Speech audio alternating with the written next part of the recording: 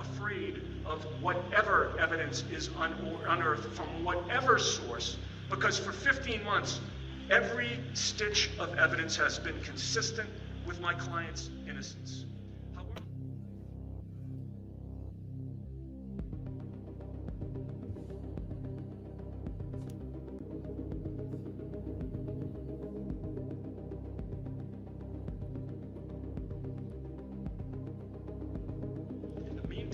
My client suffers.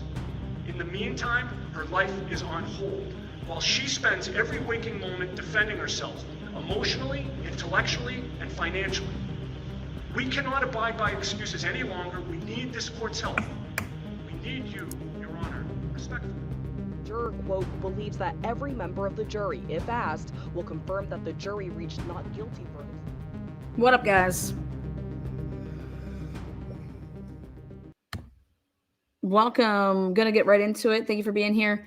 Turtleboy, what would the Karen Reed case look like without Turtleboy? Anybody that's not going to talk about that is delusional. Advocacy is a very, very, very important part of our justice system. Advocacy. When you can have people advocating for you and being there for you and rallying other people to be there for you, it's a huge, huge part of our justice system. And it's the most underrated thing, in my opinion. So I titled this live, I believe it says, where would the Karen Reed case be without Turtleboy?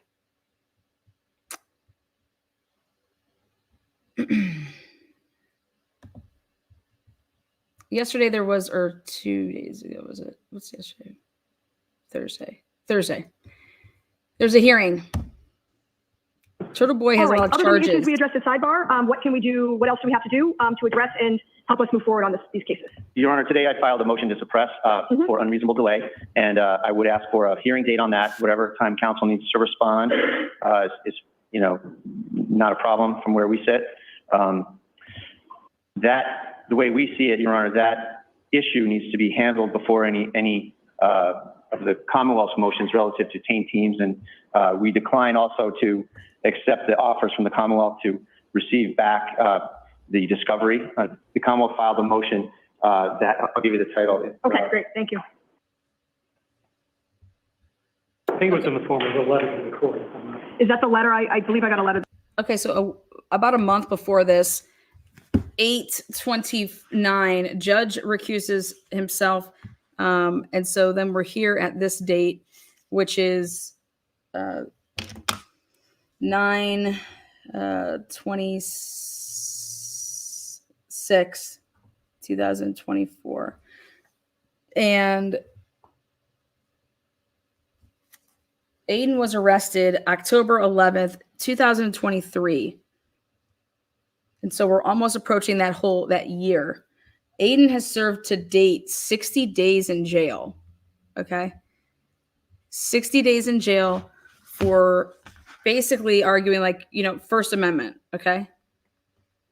Now we don't even know what's going on in Aiden's personal life. Aiden has kids. Turtleboy has kids, right? So here it is, a guy that is a journalist, an independent journalist, covering the Karen Reed case, covering other cases before that. And he saw something and then he started saying something. So when you see something, you say something, right? And what ends up happening over the course of when Turtleboy was covering this case to right now, can you imagine if Turtleboy was forced to do this without representation or without the backing of all the supporters that he was able to rally up for Karen Reed? Those people that he got to support Karen Reed obviously are supporting him in this. But can you imagine if you didn't have that type of advocacy? Because that truly is it's your self-esteem in a way. That's your hype man, right? Not every day has a cherry on top, right? So we don't need to know the whole story on how we got to the point that we're at right now. But I think it's safe to say there's a lot of fuckerage involved with where this case is right now. And ultimately, the question is who's to blame? How are we here right now? And I believe that you can only blame one person, and that's the government. We are here right now because of the government. The government cannot just silence us, okay? The government cannot just silence people. So Aiden, in his case where he's at right now, is because of the government doing what? He got charged. You guys don't know what he was charged with?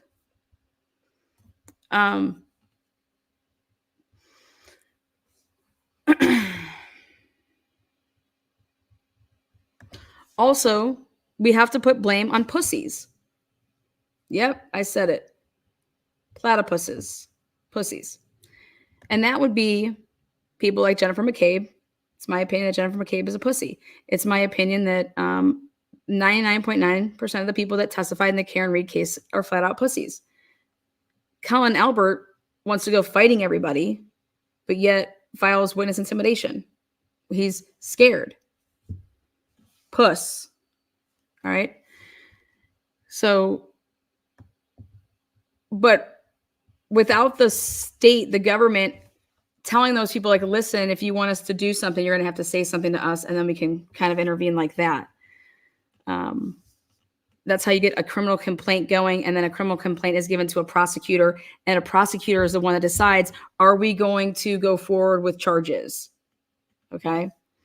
But something that's interesting that we should all know is that Aiden Kearney, Turtleboy, they had the option to literally just summon him. They brought the fugitive task force out in full force. Why? Why? Why would we be using resources like that? On October 11th, 2023, instead of just summoning, hey, you know what? Blah, blah, blah, we're going to charge you with this, blah, blah. They literally bring out the fugitive task force. Okay. That's crazy to me. That's absolute crazy to me. So where we're at today, again, you don't have to know everything about this case, but I want you guys to hear some crazy shit. All right. This is pretty crazy. This morning. No, it would be a letter to Judge Callahan. Okay, So right there, that voice you just heard, that's the prosecutor. I'll look at that. Judge, I have two actual motions that were filed last That's Bradel. That's Aiden Kearney's lawyer. time. Is Commonwealth's response to the court's inquiry relative to providing the defendant with copies of seized electronic devices. That would be it. That's basically a list of conditions that they want us to comply with that we think are completely beyond the pale, and we declined to accept those conditions. And instead, we filed the motion to suppress for unreasonable delay. It's been over 300 days since these devices were seized, Your Honor. And if you look at the case law, I'm not going to argue it today, Judge, of course, but if you look at the case law, it's well beyond the pale. So our position is that that obviates the need for spending any time or taxpayer money on a Taint team for a phone that should be returned right away for unreasonable delay. I'm going to do the motion to suppress first. Correct. What do you say to that? No. Okay, and why? Well, I think Mr. Bradel has it backwards. The normal order of things is that first the search is conducted, and then if evidence is found. Okay, so just so you guys understand, 300 days with these devices, and Kearney doesn't have them back. 300 days. So almost a year, right? Okay. The defendant brings the motion to suppress. I'm happy to have the court, or it doesn't really matter whether I'm happy or not. I don't have any choice. I'm willing to have the court, except that the court will hear and act on Mr. Bradel's motion, and I appreciate the offer to set it at a convenient date for myself. But the history of this is, Your Honor, that going back, I think, one or two hearings ago in front of Judge Callahan, Mr. Bradel raised the issue that the Commonwealth had not moved forward on examination of these digital devices that had been seized by his client. And he pointed out that he had spoken to Mr. Mello sometime earlier, that Mr. Mello had made a proposal as to who would serve as the electronics expert on the Taint team, and that he was agreeable with that. And Mr. Bradel argued the law of Taint teams. I, for my part, conceded that there had been an inordinate delay. And I went into the extenuating circumstances, which I won't rehearse again today. You've heard some of them at sidebar. Yes. And at that point, since Mr. Bradel had also made a pitch for return of his client's electronic devices immediately, supposedly because they were necessary for his journalistic so-called pursuits, I was asked by Judge Callahan if Commonwealth would consent to return copies of those devices, and I replied that we would not, but that I was willing to take another look at that issue. He asked me to notify the court after I had taken that second look, so to speak, and I did so on the letter that the motion that Mr. Bradel just referred to. This is the first response to that I've heard from Mr. Bradel. I'm sorry he's not happy with the conditions, but in any case, Judge Callahan also asked that I file, as I said I would, I think by August 18th, I'm not quite sure of the date, a proposal to set up a Taint team, and I complied with that order, Your Honor. I may have been a day late, I'm not sure, but not much. And Mr. Bradel has had that motion now for a couple of weeks. I find it ironic, in light of his complaints about delay, that 2 months after he was served with that motion or thereabouts, he now comes into court, files a motion, demands that it be heard before the Taint team motion, thereby pushing off the whole process of examination of the devices until after I have time to respond, the court has time to schedule a hearing, we have time to argue it, and the court has time to rule on his motion to suppress. I would suggest to the court that all that's going to do is delay the case unnecessarily. I would ask the court to allow the Commonwealth motion to establish the Taint team, and I think the usual remedy applies. If the court then goes forward and in due course hears Mr. Bradel's motion to dismiss for undue delay and allows that motion, then the usual remedy would apply. The evidence would be suppressed and Mr. Bradel hasn't lost anything.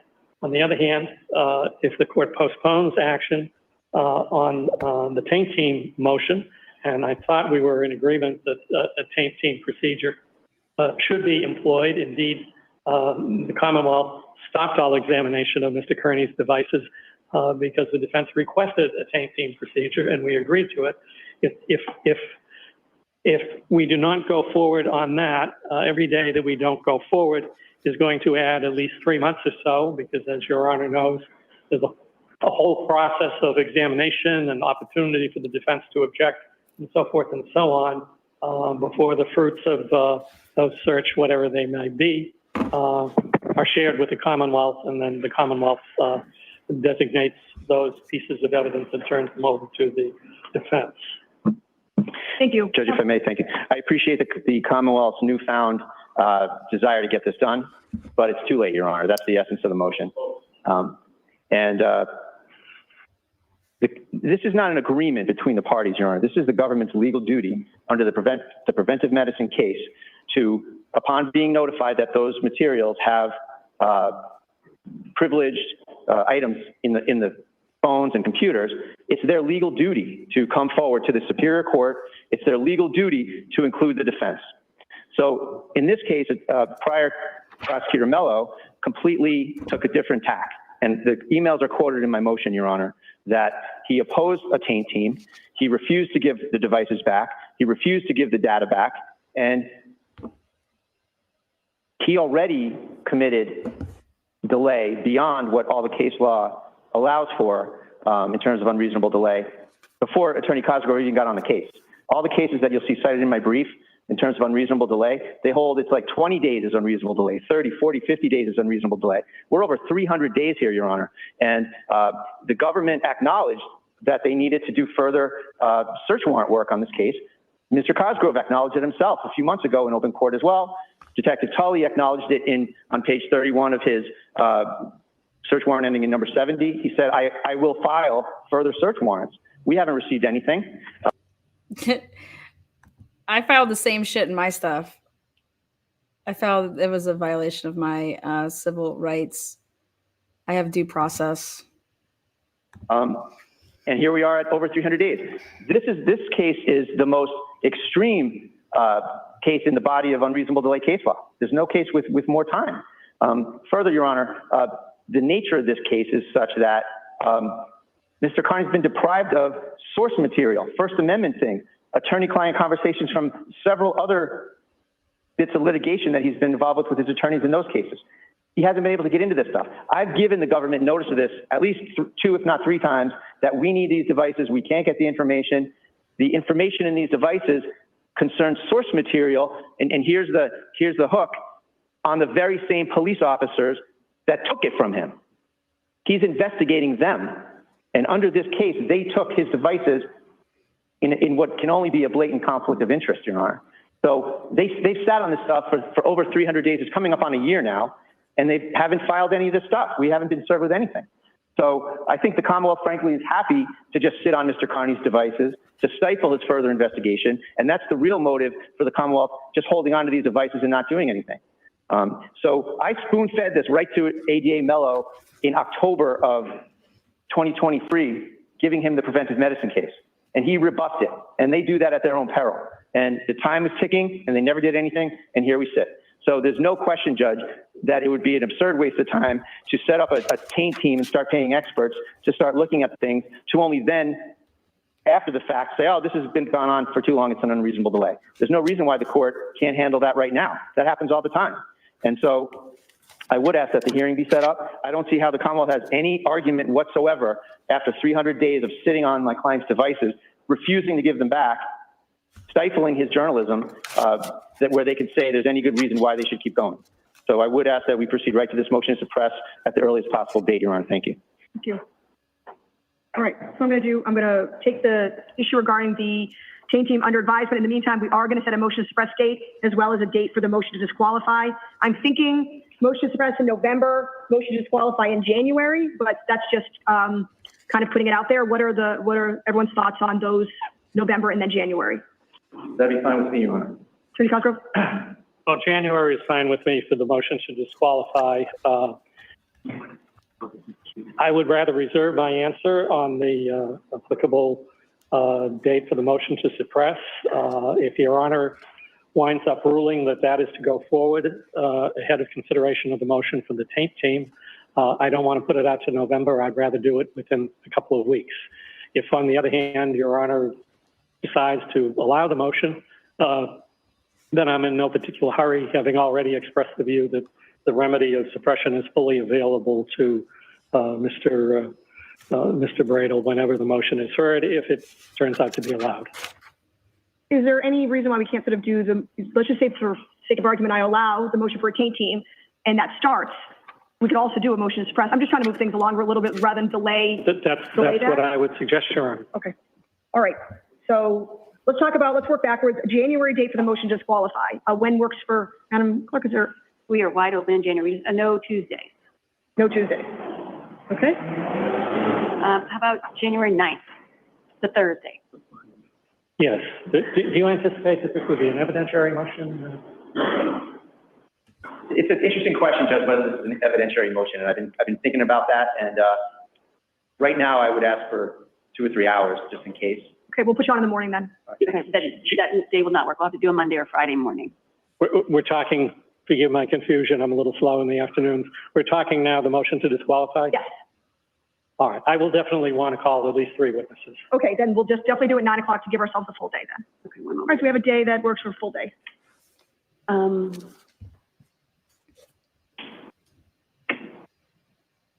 So that's January 9th, Your Honor? Actually, we're going to pick another one to give us more time. That'll give us a full day. We have to do a Monday or Friday morning start date.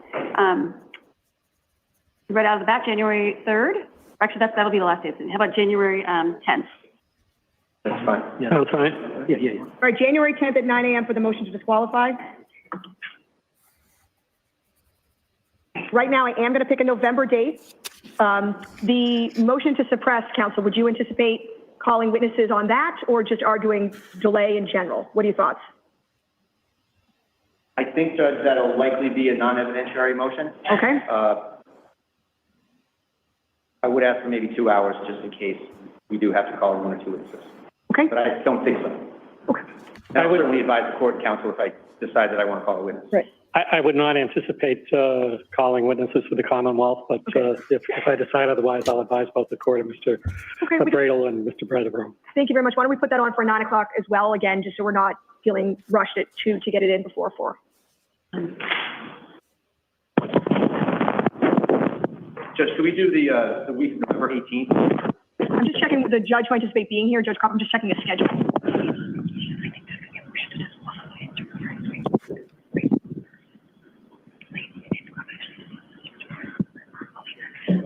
We're actually available October 25th, and the next available date is December 2nd. You guys, can we do December 2nd?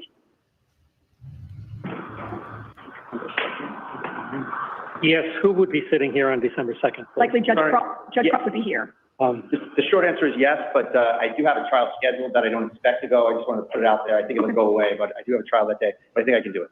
All right, Attorney Well, Kropp. the other issue that I would raise in light of my last appearance here is that Judge Kropp is a judge who sat here regularly when I was sitting as a Superior Court judge in Norfolk County. So I don't know if under those circumstances, Mr. Bradel would be inclined to bring another motion to recuse. So I just want to surface that issue now. Thoughts, Attorney Bradel? I'd leave that to Judge Krupp, Your Honor. Okay, so you're not going to make a motion, but if he decides to recuse himself, he Correct. can. Okay. Can I see counsel sidebar about this? Okay.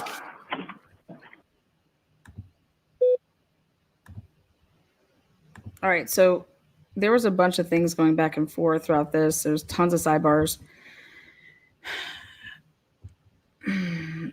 My question is okay, where does this come in with, where does Karen Reed come in with the witness intimidation? You know, it was Karen Reed and Turtleboy being accused of conspiring to witness intimidation.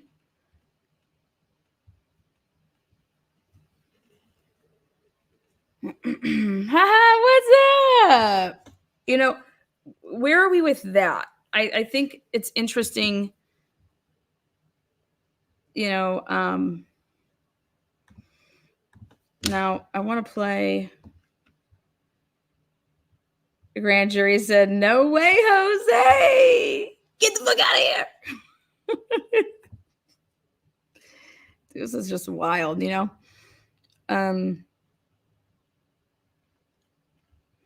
I know that they were trying. They took her phones and stuff like that. They were trying to get this, like, trying to get her on witness intimidation by conspiring.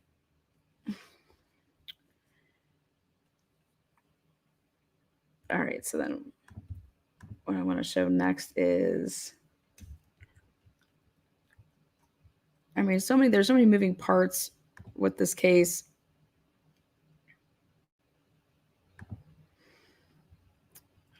So they're expecting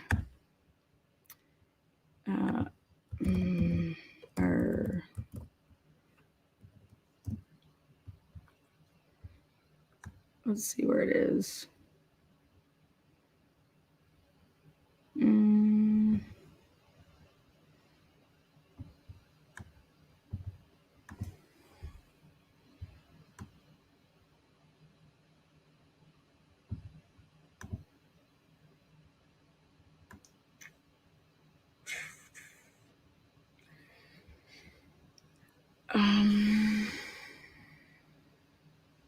I don't know, maybe it was deleted.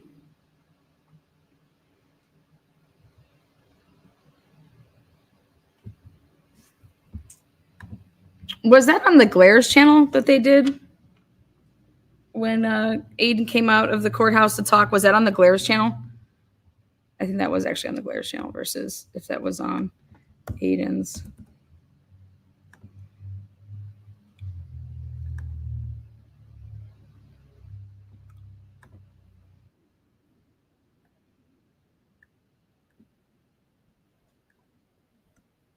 at all. There you go. 844-500-40. Is a witness for the defense. I mean, amongst other things, we're also getting Mello disqualified. And as it turns out, Mello is actually going to be a witness for the defense in our case. So we're going to have an evidentiary hearing scheduled for January 10th, in which Mello and Tully are probably going to have to take the stand if he doesn't bow out. I don't know, but that's what the judge scheduled today. The judge seemed to, a lot of the stuff happened at sidebar, so it wasn't as exciting as, we had anticipated, but a lot of good stuff happened today, and the judge seemed to agree with us and seems to agree that Mello is a witness for the defense. I mean, this guy involved himself. Mello is one of the is special prosecutor number one, as opposed to special prosecutor number two or special prosecutor number three. Yeah. So those of you guys are just joining. The reason that I believe Tully and Mello will be witnesses is due to what ended up happening. They were on the phone. They were using devices. Mello and Tully were using devices with that Lindsay broad, okay? And they were trying to get Aiden to come over to her house, right? They were basically setting him up, all right? And this is why I say timelines are everything in a case. Timelines are everything. If you just heard the case starting from the point of Aiden being at that broad's house, sure, yeah. But everything will change when you hear the timeline and it extends before, Aiden going over there and who's in cahoots with who. But how in the world is a nobody, for lack of better, Lindsay, this broad that he was dating, banging, whatever you want to call it, how in the world is she on a first name basis, okay, or a nickname basis with prosecutors? Yeah.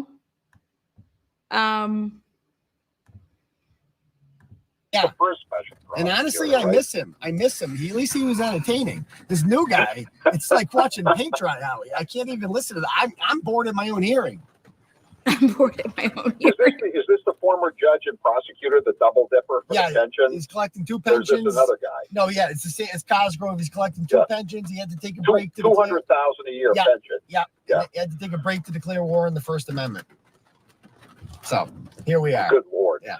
Okay, so there wasn't that much news breaking stuff. So I got to ask you about this the rubber ducky transcripts that you posted last night. These things are I can't imagine anything this nutty would ever happen.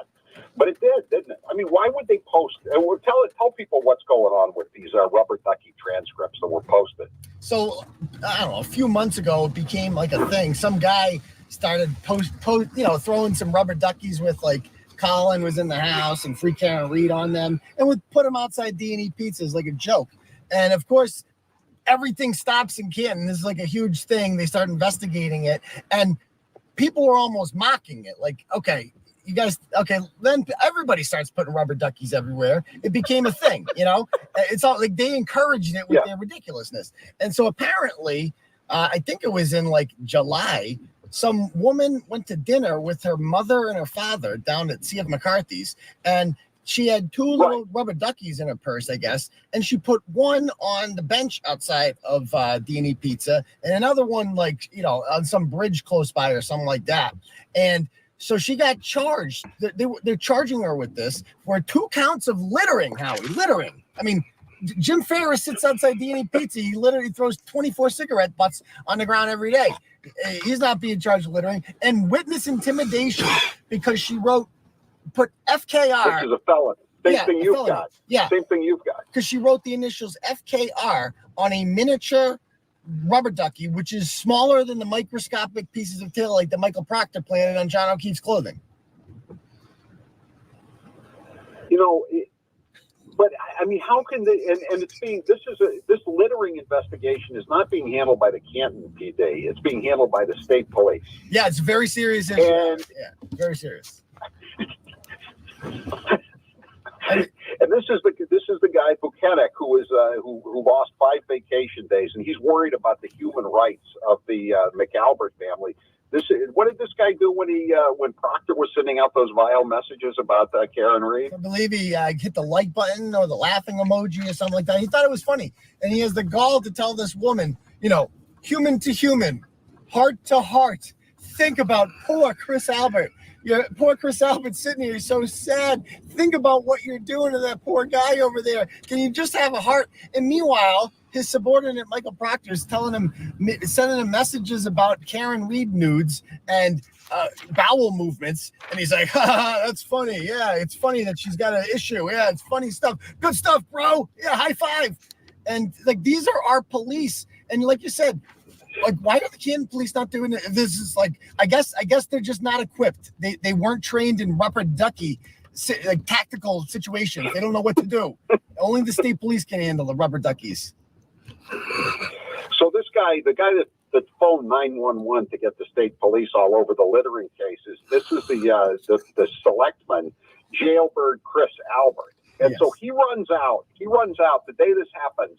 This woman, by the way, she doesn't even live in Canton. She belongs to the Canton Country Club. So she's having dinner with her lunch with her retired parents because her 2 little kids are in summer camp. Yeah. And so she puts the little tiny rubber ducky on the bench, not even in front of Chris Albert's mediocre chicken farm place. Nope.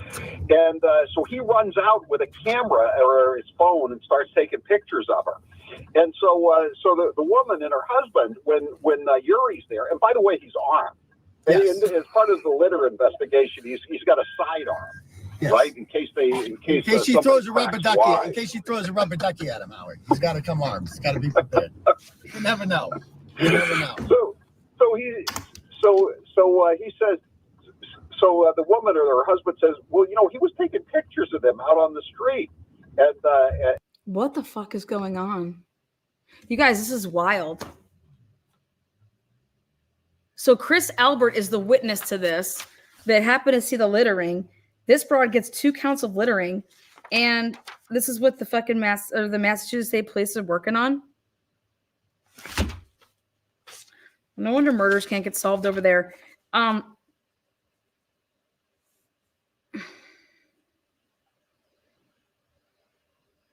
Wouldn't that be a local police matter? I mean, the jurisdiction. Who's got jurisdiction over this? Oh, well, I guess we'll just take it on.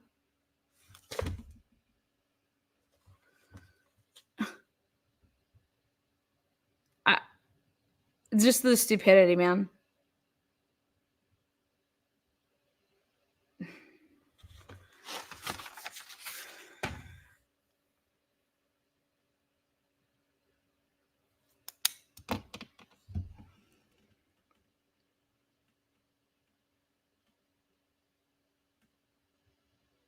Yeah. Yep, although it was D&E on a state highway. I've been there. It's what?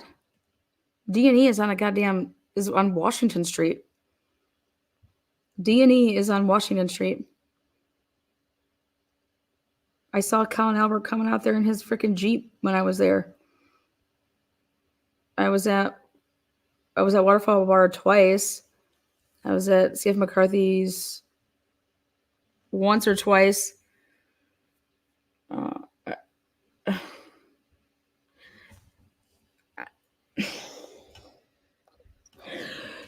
You guys, you're basically telling the world you don't make any money, so you can just be the freaking town watchman, okay? Because if you were actually busy cooking food for people, you would have never seen who left duckies and can go chase them down. Like, holy hell, somebody order some pizzas from this man.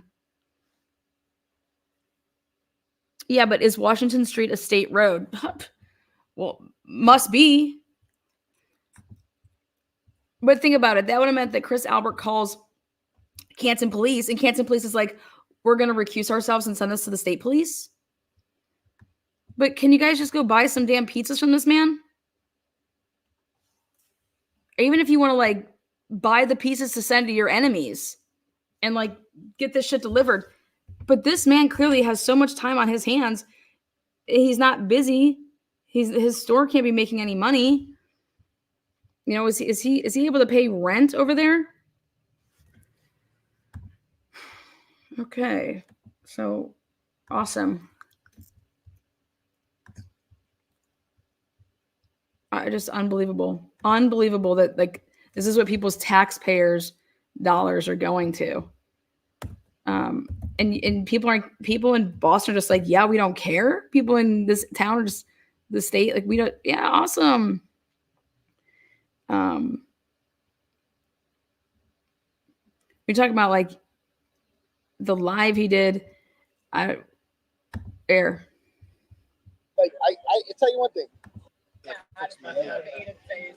Oh, all set. Yeah. Enjoy. All right. We are live. We live. Come on. Okay. So we anyway, guys. You guys did see it. So Turtle Club tonight. Push up tomorrow night at 10 o'clock. I'm out right now. I'm just gonna do a quick walk around the table. I'll introduce everybody here. All right. We have. So this story has brought great people together, and I've met some of the most, they're great people too. They're some of the most talented people in my life. Like everybody's out of town here, and honestly, no more than anyone. Richie is like one of the most talented guys I've ever met in my life. So this whole story, as awesome it is, and as great as it is that we're gonna get Karen justice and all that, it's also brought a lot of real cool people into my life, real smart people, talented people that I'm happy to have met, and we're having a great little meal of food right now, and that's why we're not gonna be able to. I'm not stealing any pieces. I ate her leftovers. It was good.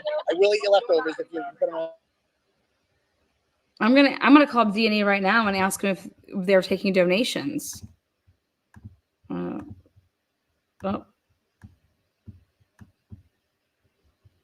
don't know if that was it, but Jesus. I don't even have words for this shit. Okay. So where would Karen Reed's case be without Turtleboy? Where would it be? Where would it be? Is using state resources for revenge not illegal? Right. Too much time on his hands, obviously not working. Oh my God, no, you're being serious, but I'm freaking laughing so hard. My stomach hurts. I'm over here speechless because this can't be this fucking stupid. Woo! Panic. Thank you so much. 5 memberships. Only paid channel. Subscriber for twice that time. I love your channel. Smart of brains work and how you connect the dots. Thank you so much. I appreciate that. From the people in power to the jury, nothing about decision making in this town makes sense. It doesn't make any sense. Okay. Sherry D, F+ for Facebook, right? Or YouTube or whatever. Cheers. Where would Karen Reed's case be without Turtleboy? Karen Reed's has a really good support system with her parents and her family. So I think that she would have had the representation, but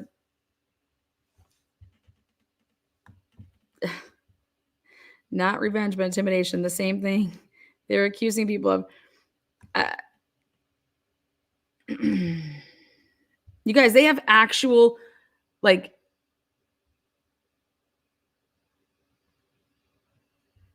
hardcore violent crimes going on. Littering is not a violent crime. Littering is not a violent crime.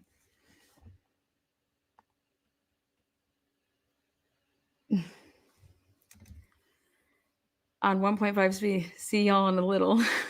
Thanks. Turtle Club Live, the $15 a month thing. He said they have proof. Grano missed incriminating text on LG's phone. Proof. Mello gave info to KP for Aiden's phone. They swore they haven't gone through text. Yeah, that's why this Taint team. And for the record, you can switch up the way that you want to be. You can switch your game plan up at any time. if Turtleboy's team wants to put in, hey, we want a motion to suppress now, we want to, disqualify, we want to do all these things, he can do that. He can, switch up his angle on how he wants to attack his case at any point in time. So for ever an argument to be that like, oh, Mr. Bradel was like saying this back then, I don't give a fuck what Mr. Bradel said back then and there. Okay? That argument is shit. What up, Nancy? Oh my God, Nancy, where have you been? Nancy says, love Turtleboy. Okay. You guys, why hasn't Colin Albert been arrested yet for perjury? Why hasn't he been charged with perjury? Come on. What the fuck is going on here? We all sat there and we watched that dude. He said he didn't fight. Only with my brothers. Then what does he do? Oh, video after video after video. Why hasn't he been charged with perjury? Can somebody please explain to me why he hasn't been charged with perjury?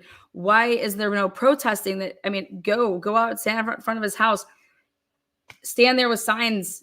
I mean, he committed perjury. Why is he, what's going on here with him? What the fuck? You're going to talk about some damn littering? Littering. Perjury. Perjury in one of the biggest cases that Massachusetts has had in a very, very long time.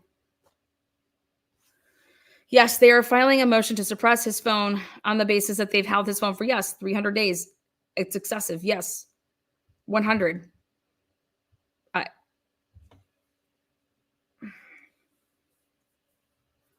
Laying low, not feeling great. Aw. Perjury. When have you seen somebody get charged with perjury? There's a case that should be out there that is deserving of it. That's the case. Let me see. I want to pull up this little Tizbiz, which is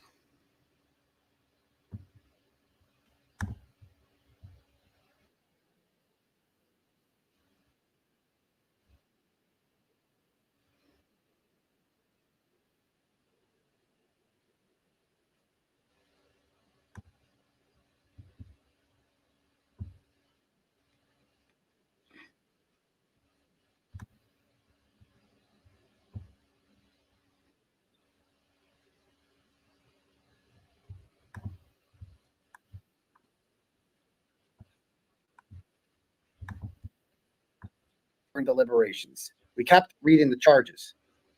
It was easy for the first and third charge. Wait a second. Okay, here this is what I want to hear. The reasonable doubt part. Okay. What do you think reasonable doubt is? Was the definition discussed during deliberations? We extensively discussed reasonable doubt during deliberations. We kept reading the charges. It was easy for the first and third charge. Whenever we read it, we all agreed there was reasonable doubt. So we voted, this meant to say not guilty. We voted not guilty. But for the second charge of manslaughter, it became gray for some. Reasonable doubt to me means it's unclear. So based on the evidence, it wasn't very clear. There could be some instances where perhaps, okay, so bottom. Okay. What do you think reasonable doubt is? Remember I told you guys this is what Turtleboy needs to ask? Boom. I said, can you please ask them what the definition of reasonable doubt is? Boom. Turtleboy. I don't know if you heard me say that, or I just don't know if we're on that same vibe. Okay. But that shit's getting me hard. We extensively discussed reasonable doubt during deliberations. We kept reading the charges. We just kept reading the charges. The fuck? It was easy for the first and third charge. Whenever we read it, we all agreed that there was reasonable doubt. So we voted guilty. Wait, what? No, it should have been so we voted not guilty, right?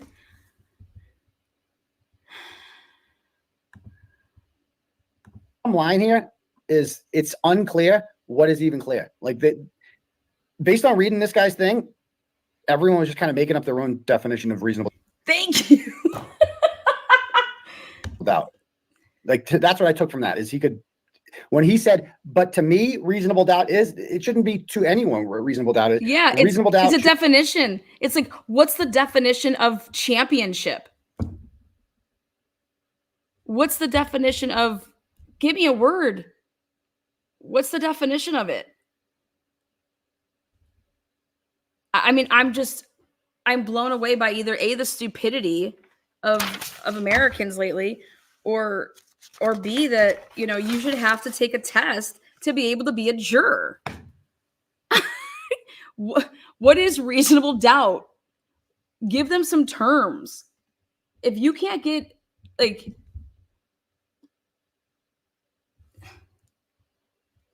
this is just mind-blowing to me. Absolutely mind-blowing. Should be clearly defined what reasonable doubt is. So that's okay. Look at that. Whenever we read it, we all agreed that there was reasonable doubt, so we voted guilty. He has to mean that we voted not guilty, obviously. But for the second charge of manslaughter, it became gray for some. Reasonable doubt to me means it's unclear.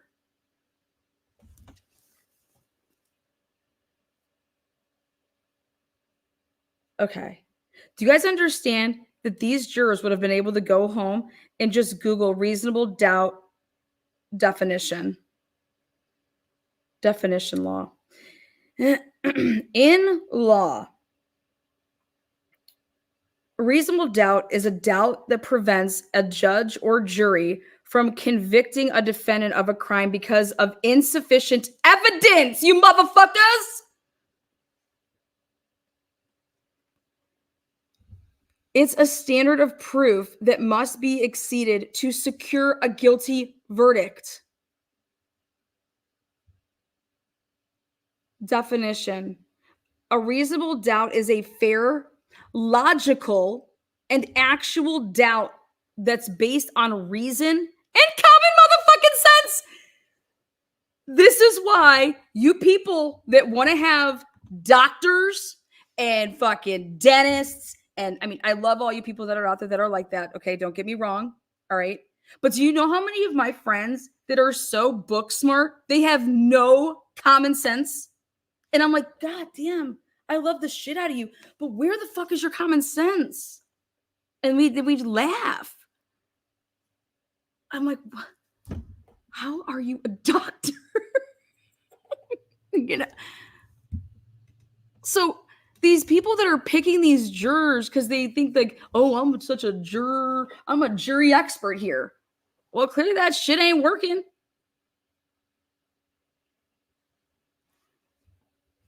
You need people with common sense. You need people with just some street smarts, logic, reasoning. Come on. Again, a reasonable doubt is a fair, logical, and actual doubt that's based on reason and common sense. It's more than an imaginary doubt and is often defined as a doubt that would cause a reasonable person to hesitate before acting in an important matter. If these words aren't read to every juror in a closing argument, if you are a lawyer, you are failing your client. Modern juries mess up reasonable doubt all the time. You know why? Because it's not broken down for them. I think I would be appealing Karen Reed's decision on the mere fact that you put a 1 hour time limit on a closing. I think that's an appealable decision. How can you not file an appeal on that? That's a discretionary move by the judge, right? So how is that not appealable?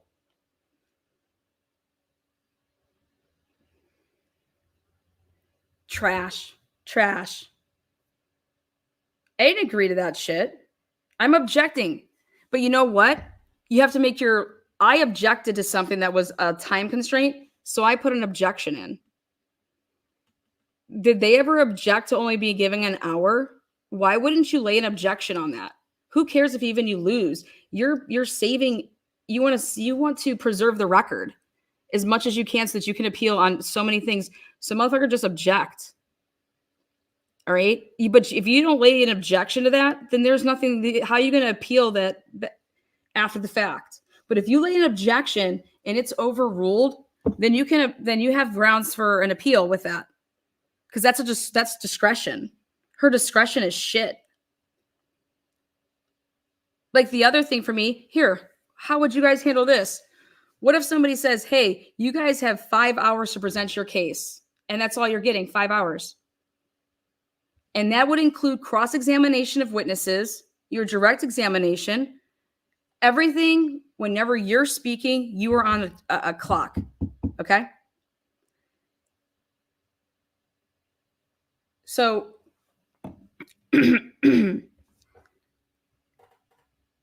would it not be beneficial for somebody to say, hey, we need to stall out this clock? So ask for questions to be repeated. If you say, I don't recall, then they have to show you things to then, oh, okay, yeah, now I know what you're talking about. Again, stall tactic. So do you think that you would have and win an appeal if somebody is saying, can you repeat that? Waiting 20 seconds to answer. I don't recall. Objecting, knowing that your objections are going to get overruled. All of that is what? That's your time that's ticking, right? Think about that in the course of like an actual trial. Can you imagine that? Somebody trying to tell you, wait, that also includes my cross-examination of people. So therefore, like, no. Don't you think that you should be able to appeal that? Well, yeah, you should, and you can. It's discretion. So in the Karen Reed case, if a judge is going to come back and this bitch is going to say, hey, you only have an hour, I would be objecting to that. That is absolute craziness. That anybody would be forced to have to practice, hey, put me on a clock. And I have to go so fast to get through all of this shit. But why? Why even bother? It's not like the jury gets to have the transcripts to read what you said. Unbelievable. This shit's unbelievable. Our world's in trouble. Reasonable doubt to me means it's unclear. So based on the evidence, it wasn't very clear that there could be some instances where perhaps there was some other factor that caused the events to occur. So for me, that was reasonable doubt. Okay, you said the word evidence. Good. Was there pressure put on the 3 not guilty jurors to change their votes to guilty? Was it tense? What were their stated reasons for refusing to change their vote from not guilty? Do you guys realize that everything that Turtleboy is doing right now is 100% helping these lawyers that are defending Karen Reed? Do you know how valuable these interviews are for Karen Reed's defense?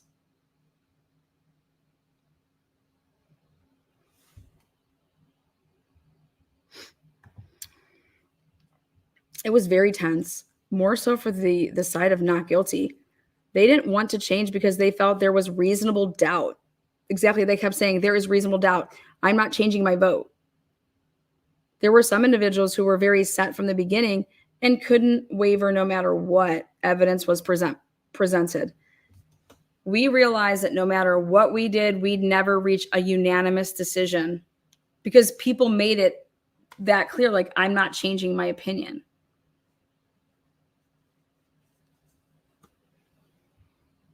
Did jurors discuss how the defense only called 6 witnesses, and did jurors think this made her look guilty? Why do you think Turtleboy asked that question? One thing, okay, because it has to be beyond a reasonable. There's 2 people on there was like 40 people on the defense list they didn't call. So I said there was 2 people on the defense list I could think of that would bet your I don't know, maybe this is kind of morbid, but like, would you bet your children's lives on that fact that Karen Reed's guilty? Would you? Because I would bet anyone's, like literally anyone's life, that Karen Reed's not guilty and not think twice about it. It's just, I'm not going to lose because she obviously didn't do. I'm that fucking positive. I am that positive. Like I wouldn't even consider it a bet because there's no chance. You can lose. Was there pressure put on the 3 not guilty jurors to change their votes to guilty? Was it tense? or the stated reasons for using to change their vote from not guilty. And it says it was very tense, more so for the side of not guilty. They didn't want to change because they felt there was reasonable doubt. The prosecution had asked for almost everybody, so there was no real need for the defense to ask for additional testimony. Now, that's interesting. Okay, I'm going to tell you about that answer right now. You heard it here first, or I'll play it out because I would like to hear Turtleboy's response to that. Like, I haven't even watched this, just for the record. You guys, how can this person say that? How would they know who is relevant and not in this case? You guys, did jurors discuss how the defense only called 6 witnesses? And did jurors think this made her look guilty? Wait, the prosecution had asked for almost everybody. How do they know who the prosecution, if it was almost everybody? Because technically, just so we're clear, that's not true. There was a lot of people. Go look at the defense list versus the prosecution list. There were people that were on there that weren't called. But how would this juror know anything about, that they called everybody? Hi, Murky. Hi, everybody. Do you guys know what I'm saying right there? Like, this juror wouldn't, basically the prosecution called everybody, so nobody was necessary. Like, wait, what? How would you know that they don't know who would be, for example, where did the inverted video come from? Who inverted the video? That person wasn't called. Kenneth Berkowitz wasn't called. The people across the street, none of the neighbors, the Chin Chan Wees weren't called. Nobody was called that lived on that street.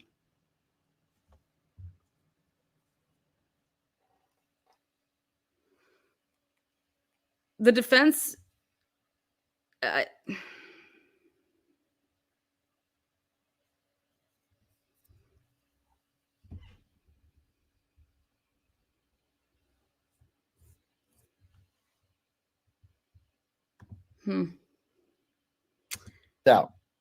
So there were 2 people on the defense list who were bit by Chloe.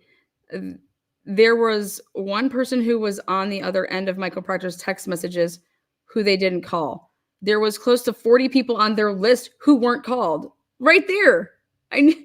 We weren't privy to who else could have been called, so we didn't think it was absolutely necessary. There were certain experts that could have benefited the defense. For example, Lexus and the triggering of an event where they may be a data recorder showing when there was excessive acceleration or some sort of movement that was very specific.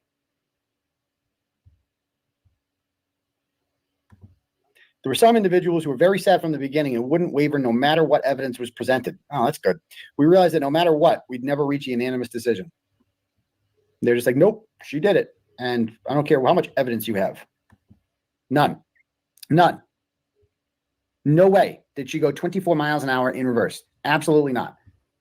You guys, how was the evidence that Trooper Paul testified to admissible? How about that? Ready? How was that admissible when there are no timestamps? How can that be admissible?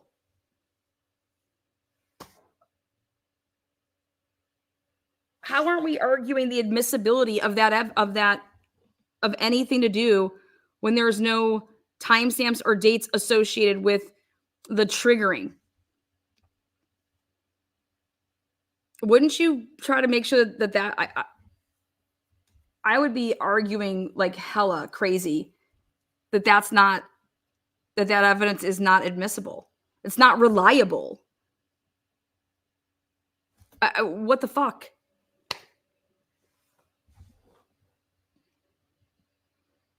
Or you really need to do a good person that's on the stand to like counteract that, to show like in a PowerPoint presentation where they're able to like testify showing like the timeline so that these individuals can actually physically see this visual aid.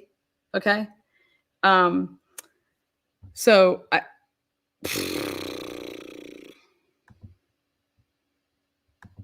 because I've tried it. I've tried going 24 miles, and that's how the interpreted this very high revolutions per minute as 24 miles. Okay, the data didn't seem to consider the other scenario where he went inside. I want to see that part. Wait. He sustained and injuries to the vehicle were not consistent. I go, so this conversation must have occurred. We're not guilty vote 24 miles an hour in reverse to track the date and time. Okay. That would have been beneficial for an expert for that from that group, such as the manufacturer themselves. They could talk about the data that was being recorded. They said at one point that there were 23 events on the data recorder for Karen's car, and one of those was the excessive speed backing up and then the sudden jerking movement or change of an angle as a direct result of a strike. That was told to us by Trooper Paul, yes. And we wanted someone who was more experienced and had more experience of more knowledge of the physics and engineering. The ARCA guys, that would have been beneficial for the defense, knowing full well the Commonwealth didn't have that witness. What are you talking about? They did have a witness. Trooper Paul was that witness. So you guys were not convinced by Trooper Paul. A lot of us were not convinced by him. He didn't give us any equations. Excuse me? You guys, fuck an equation. An equation? You guys, if there's data of these triggerings, here's a cycle. Here's this. Here's a cycle, and this is at this time. If you want me to play eeny, meeny, miny, mo to match up what cycle goes with, that would require interviewing Karen Reed and counting her movements of what happened with the car. But if there's no dates associated with these key cycles, it is unreliable. Hands down. Oh, why don't we work our way backwards?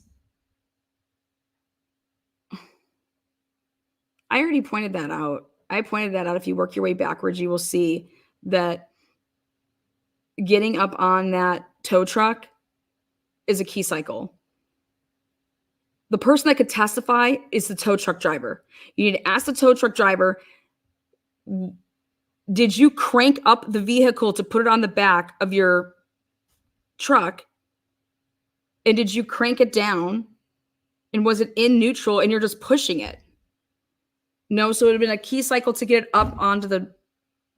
Alan Jackson did that shit and cross-examination, okay? What the fuck are these people talking about? This makes my blood boil. We need to have transcripts for jurors. This is absurd. This is absolutely absurd. You shouldn't have to guess or try to remember something when someone's life is on the fucking line. Unbelievable.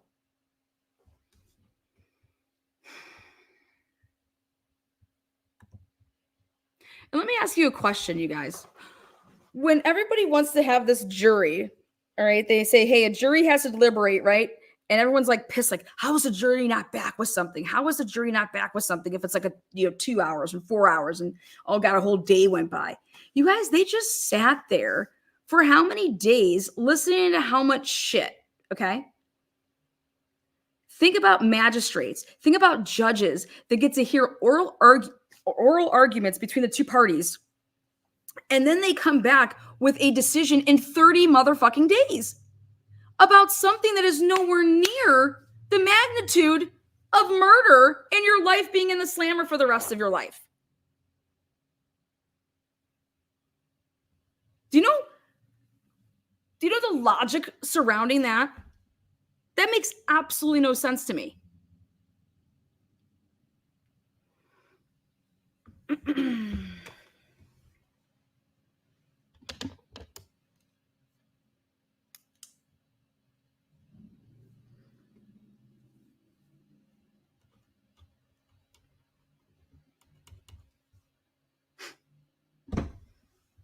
Unbelievable. We can't give out transcripts because you can definitely give out audio. It's all fucking recorded. Okay? You can give them audio transcripts. All right. If you don't want to give physical fucking papers, then you give them tablets, motherfuckers. Okay. And they can record the testimony on their tablet. And then when they go back to deliberate, they can then, hey, when this person's getting up on the stand that they're about to testify, write their name in, press record. Oh, but then what if the tablet doesn't? You guys, all these rooms are audio recorded. And if they need to change that, then they need to change it. Make sure that it is audio recorded. People should be able to go back and listen to testimony.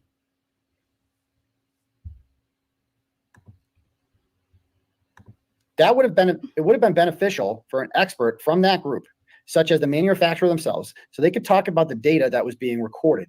They said at one point that there were 23 events on the data recorded for Karen's call. How about this? The defense doesn't have to prove that, okay? The prosecution didn't prove that those times are associated with those times. The defense doesn't have to come through with a fucking expert to prove what the state couldn't fucking prove. What is wrong with you people? I would have been blowing a gasket in that room. I said, hold up. You think that the defense has to go get an expert to cover something that the prosecution couldn't prove to us? Lord, we are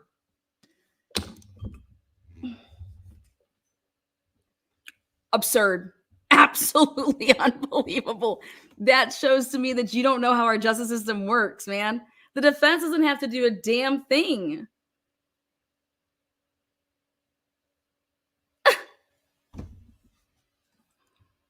Oh, for fuck's sake. Car. And one of the I think jurors should be in jail during everyone should be sequestered and be living in jail during trials. I think they'd probably vote differently.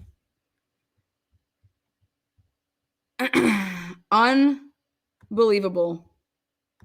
those was the excessive speed back. Unfucking believable.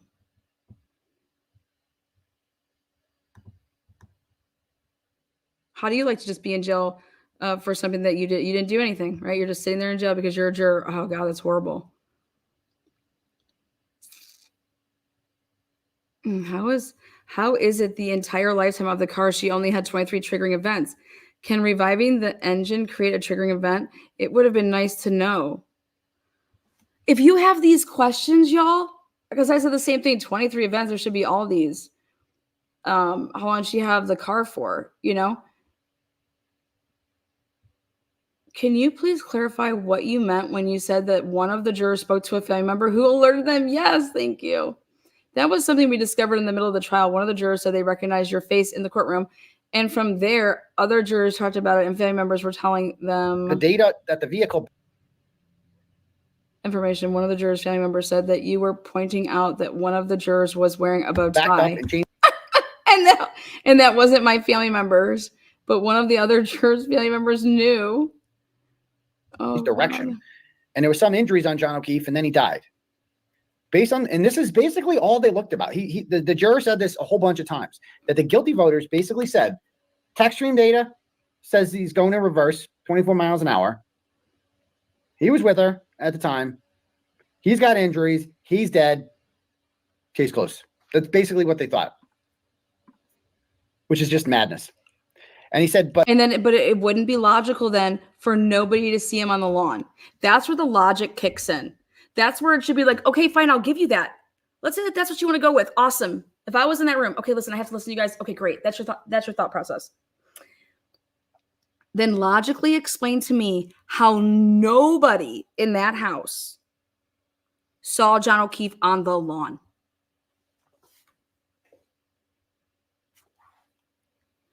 And is it unreasonable to think that every single person wouldn't have seen him?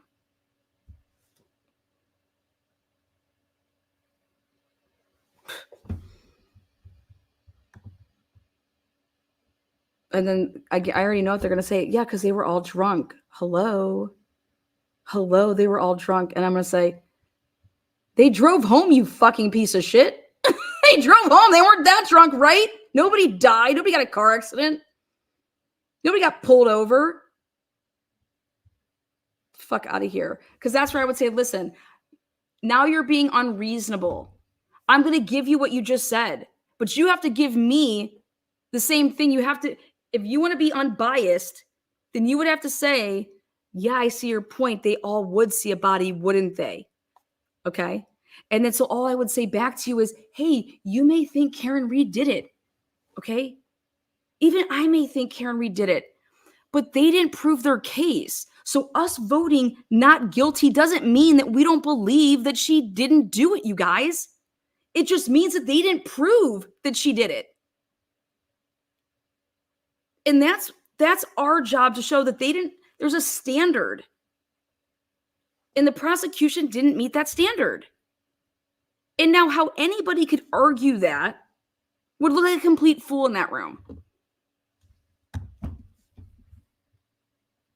But based on that data, they didn't even consider this other scenario where he went inside the house. They didn't even consider it following the case, but this, I don't know how it works. I mean, what would they do? Call a mistrial? We already got that. So I'm not sure what that even accomplished at this point. You know what I mean? Goes on to say, did your coworkers, so you live in Norfolk County. What were the top 3 reasons guilty voters insisted she was guilty? Alcohol consumption. Get the fuck up out of here. I can't. Tech stream data. Are you fucking out of your goddamn minds? They were there at the same time. Holy fucking A, man. How do those people have jobs? How do those jurors have jobs? I need a shot. I can't even right now. What in the world? What data? Hot damn. Unfucking believable. This is not a kid's show, damn it. Oh my God.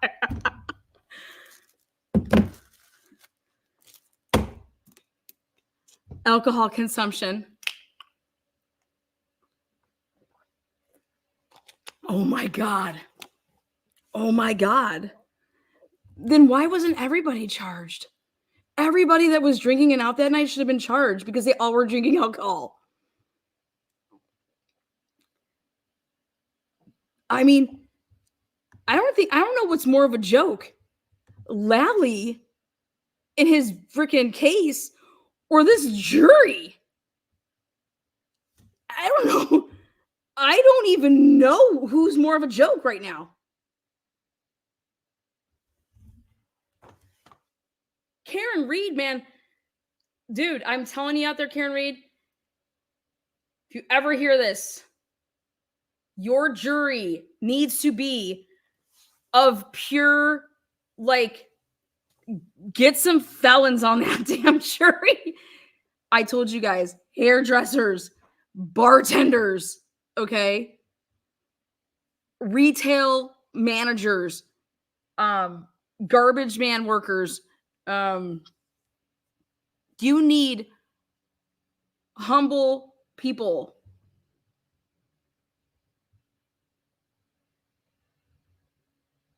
Unbelievable. In my opinion, they didn't prove that she was drunk that night. She could have drank when she got home.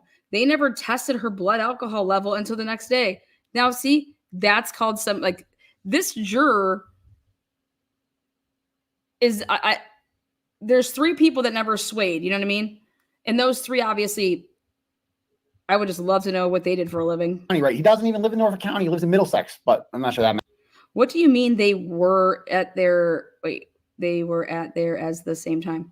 The mere fact that they placed them there at the time and everyone else in the household claims that they never saw him.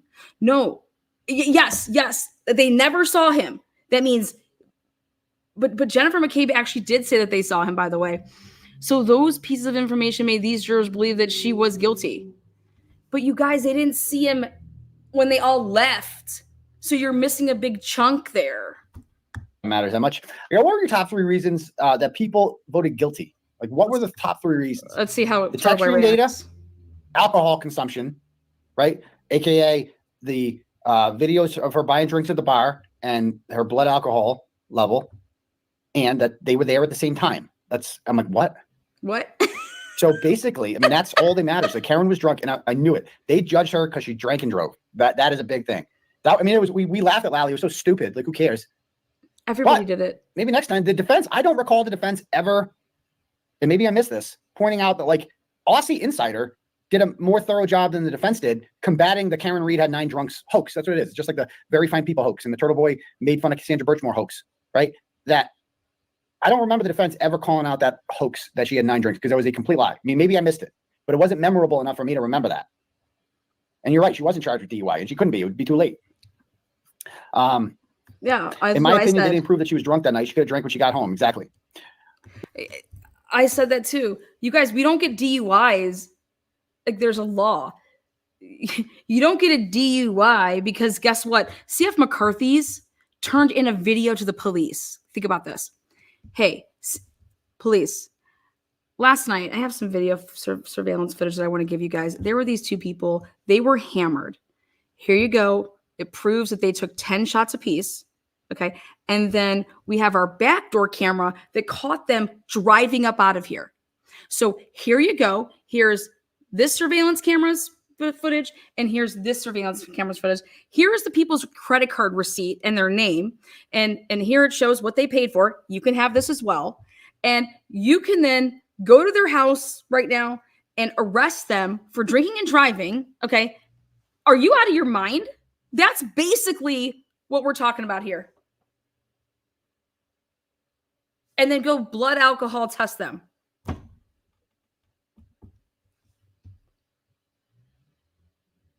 Think about that. Have you guys ever seen anybody get a DUI like that? In all the years I used to own a bar, okay? In all the years I've owned a bar, no police officer has ever come in and said, hey, can I get some camera footage from last night? Did you have a guy in here named Dan Smith? Was he trashed? I need some footage of that.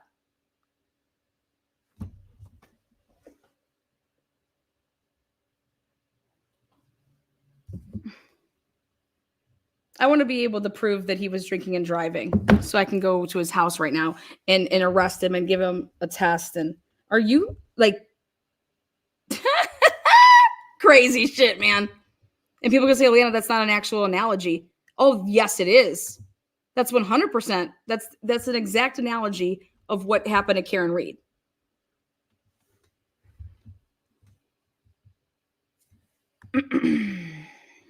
What do you mean they were there at the same time? He goes, the mere fact that they placed them there at that time and everyone else in the household claims that they never saw him. So those pieces of information made these jurors believe she was guilty. Aha. So I said, did jurors find it all suspicious that not one of these people who left the house reported seeing John's body on the front lawn? I mean, Matt McCabe said he saw tire tracks in the snow, but he missed John's body, which was closer than the street. Was this brought up like that? How are you not? Like that would be the shadiest part about this. And this is what I mean by deliberations. Did the people in the room who believe she was not guilty point this out? Like, explain that, motherfucker. Explain it. Yep. One of the things we deliberated was whether or not there was enough lighting in the area. There were no streetlights in the area to illuminate it. Holy shit!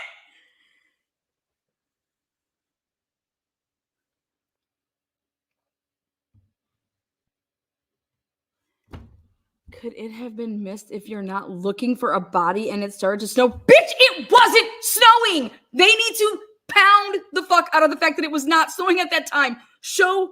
There is no snow here. There is no snow. How much snow do you think there was between midnight and 2 a.m.? How about Allie fucking McCabe would have seen a goddamn body? This is unbelievable. I'd go at Allie McCabe like a woo. I'd say, you want to cry, baby? I'm going to make you cry. Let's go, girl. I'll have a field day. Cars have headlights. Great common sense there, Debbie. Debbie would have been in the juror's room being like, you guys, every single car has headlights. And I don't think anybody was pulled over because they were pediddles. Right? Everybody was driving with their headlights on, right? My God, this is unbelievable. It is not believable. Could it have been missed if you're not looking for a body and it started to snow? Some people weren't sure, but they were sure that she was intoxicated, that there was texturing data showing 24 miles an hour, and her and John were there at the same time, and he's dead. So, I mean, I get what he's saying there. But like the texturing data is what it is. It says it's right I don't get that. there. I love how the texturing data, and that's another thing. you got handed to the Commonwealth, those assholes. That you have all this data showing that Jennifer McCabe's deleting phone calls and Life 360 data and all this shit. They got him. And what the Commonwealth say? Nope, it's fake. It's not real. It's not real. None of that shit's real. Whereas, why didn't the defense do that with the texturing data? If that's the game we're playing, data just isn't fucking real. How come they play? I mean, I didn't think people were dumb enough to fall for it. I underestimate how fucking stupid people are. Absolutely fucking stupid. These are some of the dumbest fucking people. They actually believe this shit. Dumb.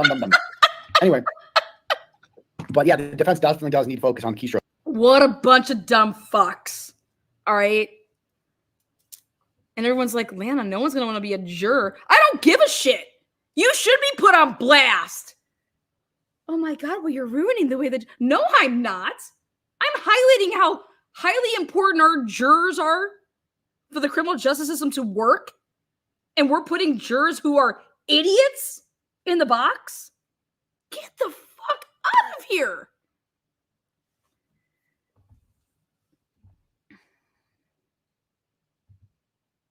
Think about this. I want 3 Down syndrome adults in my jury box. Why can't I have that? I want that. Well, Anna, because they're not going to be able to follow anything. Okay, and you think these people followed anything? Then that's bias. That's prejudicial. They're at least, how do we know they can't follow anything? Why don't we have a test then before you become a juror? Dude, I'm serious. I'm getting so pissed. But there is a way to make it so, like, why can't, if we have ways that it's like, hey, you have to have so many black people or white people or Chinese people or whatever. Well, I want some Down syndrome people on my fucking jury. Because I believe that they will have a way better chance of following along than you idiots. I know you guys think I'm crazy, but I'm not. I'm just like, that's how, like, stupid. Why can't I? Why can't we? Lana, what do you mean? They're gonna, I mean, what are you talking about? I don't give a shit.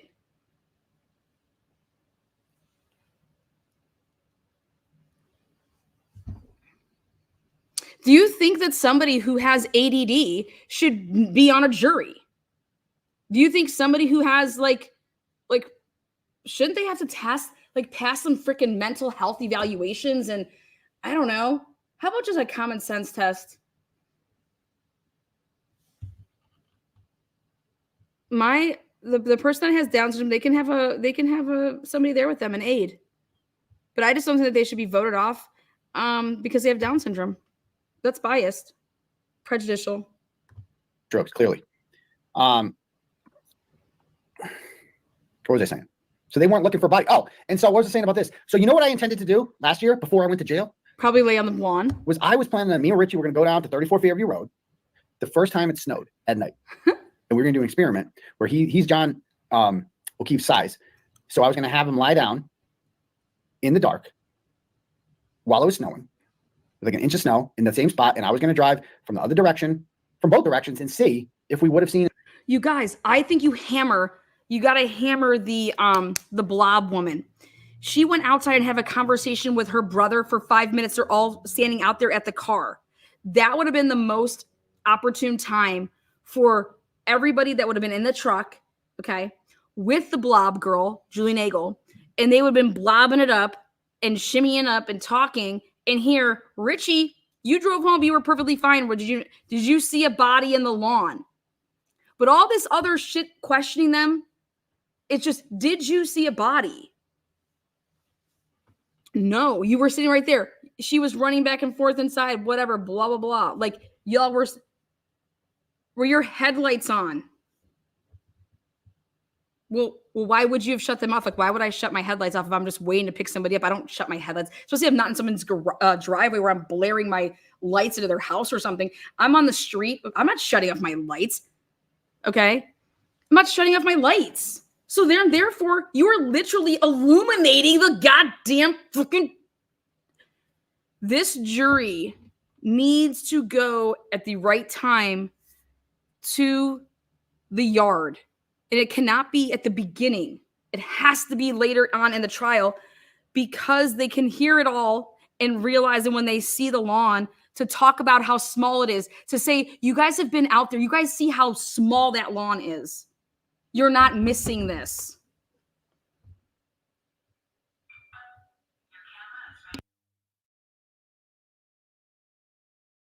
In his body.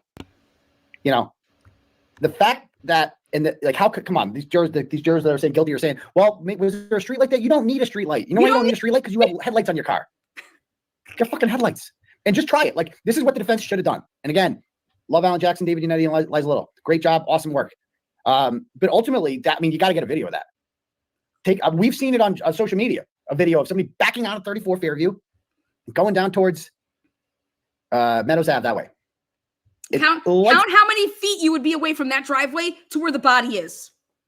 You guys, there is no way in hell I've been there. Okay. My first reaction of being there, I was like, oh my God, this is small. Holy shit, there's no way you don't see this man. I don't care how fucking pissed drunk he would be. Okay? You don't miss him. 13 people don't miss him. It's that simple. Or if they did, it's not reasonable to assume that. Unbelievable. You guys, it's prom night time. I'm telling you, it's so small. It's up the front lawn. The headlights literally light up the front lawn. You ain't gonna miss it. They should have done that. They should have done my test with the Apple iPhone. How do they not do that? And how do they not have a video recreation of the accident showing how truly fucking stupid this is? You know, I guess they assumed the jurors would figure this out, but now they know they can't. Now they know they don't have that luxury. They're playing with Karen Reed's life, and they do not have the luxury of assuming that the jurors are smart, because they're clearly not. All right, back to this. Let's talk about them being there at the same time. Heather Maxson, Ryan Nagel, and Ricky D'Antano all testified that Karen was alone inside the car and John was outside the car, and wasn't outside the car, or inside the car. So where they think she was, that he was. Yes, exactly. This is what I said in my last live. So where did the guilty jurors think John was? We did discuss that, but at the end of the day, the individuals who believed that she was guilty remained guilty. You guys, and right there, that tells me that you're not willing, like no one's actually talking. There is no talking. Okay, they all testified that Karen was alone in her car and that John outside the car or inside the car. You guys, people need to stop saying that the defense could do any better. If you actually go back and the only thing in my opinion the defense needs to do is change the closing. And I think I wrote a whole big thing of what the defense needs to do and they will win. But can you truly win with people like this? You can't win like with people like this on your jury. Does Karen Reed go bench trial? I know that sounds crazy, but has anybody ever looked into, like, if you go bench and you forego your right to have a jury, what's the appeals process on that? Like, the judge has to apply the reasonable doubt law and standard, right? The standard of reasonable doubt. How could any judge bypass? They at least know what reasonable doubt is, right? So is this one of those cases where, you know,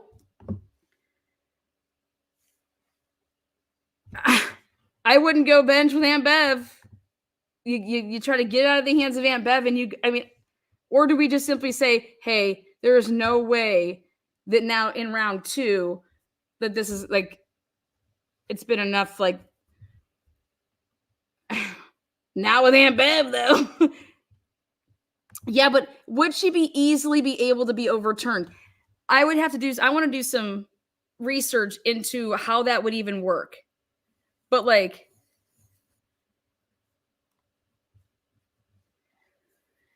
because it's not about Aunt Bev. Like, if she's just going to get totally overruled up in an appeal, because it's like, you have to apply the reasonable doubt standard. And all of these people are saying that John O'Keefe was not on the lawn. So right there, that's reasonable doubt that John O'Keefe, you don't want to even put him in the house. Don't even put him in the house. Because who is to say that he didn't get into a car with someone like Higgins? It's like, hey, yo, bro, let's talk. Okay, let's talk. I want to talk. Get in the Jeep. Let's talk.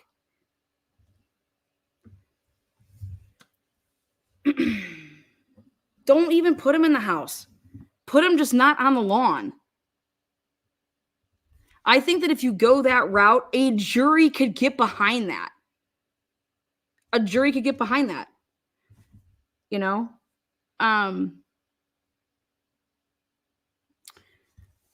Because people out there think that if you put them in the house, okay, then you're basically saying that the McAlberts are guilty, right? How do we know that John just didn't walk off when he got pissed off at Karen and walked off, and Karen had actually his phone in the car, okay? And she was like, fuck you, dude, and she threw it out the window, you know, and it landed where it landed. Oh, but then John's laying on top of it. I mean, but get these jurors to think anything other than if you decide that he's not guilty, you're saying that somebody else is, and that's not what it is. They have to understand this.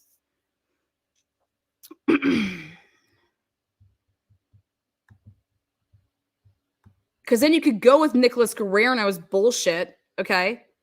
Because what it looks to me is, let's say that John's thing went up and down like this because he was driving, right? Okay. Okay. Sweet. All right. So just because there's no steps on his phone, that means he could have been in a car, right? So he could have gotten in the car with somebody else. When he got out of Karen's car, after he walked up to the door, the person could have said, hey, let's me and you go talk. All right, get in the fucking car. So you're talking to Higgins, and that's when she was just like, man, whatever. I'm leaving. Fuck you, John. Because she thinks he's getting in the car with Higgins. I don't know, blow lines for all we know. But you want to, John's not he's not there. He's not there. And everybody said, we didn't see him enter the house. Okay. So then he's in somebody else's car, or he walked somewhere else. But he's not on the lawn. And if he's not on the lawn, then Karen couldn't have hit him because she's gone. And if she hit him, then he'd be right there on the lawn. And that's where, at that point in time, because she couldn't have hit him with her car at 3 a.m., so there's this window of time that she could only hit him with his car. And if he's not there on the lawn, you guys, then she didn't hit him. That's what you got to argue. And you would get that. I would think somebody with Down syndrome would get that. And so that's why I want people with Down syndrome on the jury, because I think they would get that. Because it's just so obvious. And then my best juror with my Down syndrome would go into that juror's room and say, you guys, but there was nobody on the lawn. And they would say like, oh, well, they're right. You guys are missing the whole point here. John O'Keefe isn't on the lawn yet. Nobody saw him. Not a single witness saw him on the lawn. If Karen Reed hit him, he'd be on the lawn.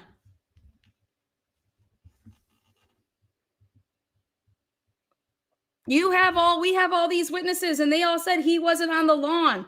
Who cares where he's at?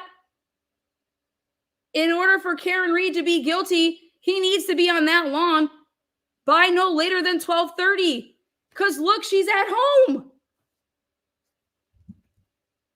The fuck out of here, man. That's like telling a first grader, you have 10 apples on the tree, Tommy. If I take 7 away, how many apples are left? Oh, well, did somebody put more apples on?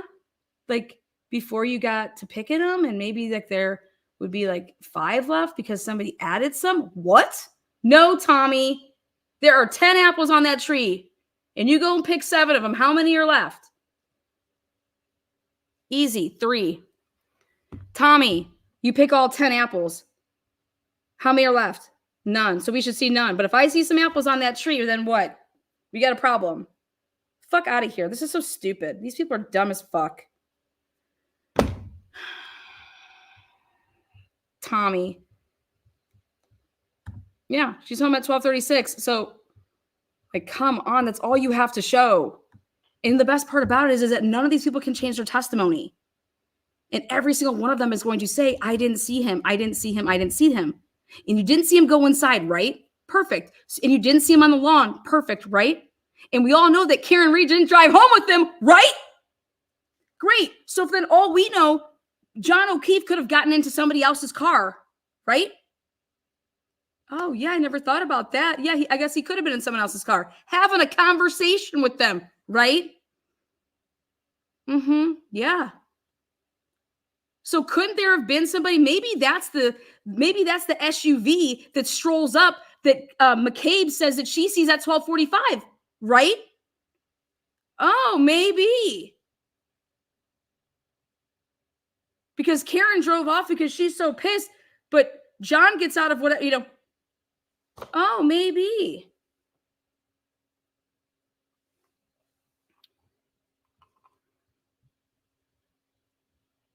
So you have to take it out of the hands of the jury to say that he didn't go into that house because nobody saw him. No, nobody saw him on the lawn. And in order for Karen to be the one, in order for her to be the guilty party of and be the cause of this death, Karen would have had to do something to John before 12:36. And that's just and therefore he'd have to be on the lawn at 12:36, or I'm sorry, at least 6 to 8 minutes before that. And you're going to say the prosecution provided all of the witnesses for the defense to say that nobody saw this body there. Okay?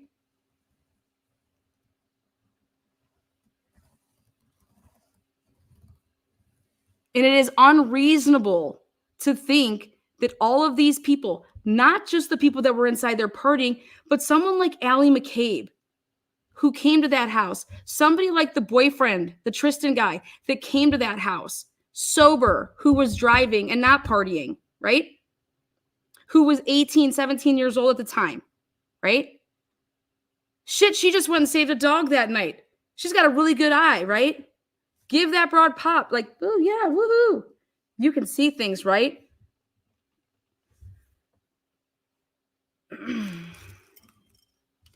Those jurors need to go back to that room, and you need to say the only thing that you guys need to discuss is that if nobody saw a body on the lawn at 12:36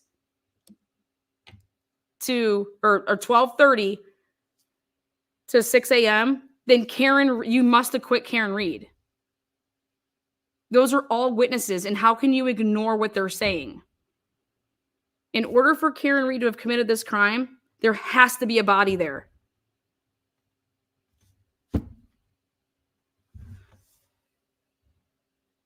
The prosecution, we have no idea where John O'Keefe was from 12:30 to 6 o'clock.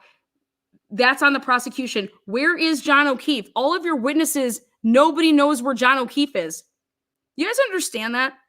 Who did the state call to testify where the fuck John O'Keefe was from 12:30 to 6 o'clock? Now that you say that, Lana, not a single motherfucking person. So nobody can account for John O'Keefe's whereabouts from 12:30 to 6 o'clock in the morning for the state, right? Yeah, you're right. The defense needs to completely change their strategy because America's dumb. America's dumbest jurors needs to be our next fucking reality show. Can we get like a fake show and have like fake cases just so we can have a damn camera in a juror's like deliberating room just to see how dumb people are? I'd watch it. But you guys can go check it out. You like that heavy metal rehab? I'm just so sick of dumb. I'm not talking about book smart. I'm just talking about just dumbasses. Like, I'd rather be friends with the dumbest book or the smartest book smart people. I don't want to be friends with you. Okay. I want to be friends with just like somebody who gets it. Reality TV. Woohoo. You're right, Nancy. You can't fix stupid. And this just makes my blood boil. We did discuss that. But at the end of the day, the individuals who believe that she was guilty remain guilty. Okay, yeah, I get that. But I assume a not guilty voter must have pointed out that none of these people saw John inside or outside the car. What was the response to that from the guilty voters? And he said there was a lot more strong personalities for guilty. And essentially, that made it very difficult for an argument from the opposite side. Hold on.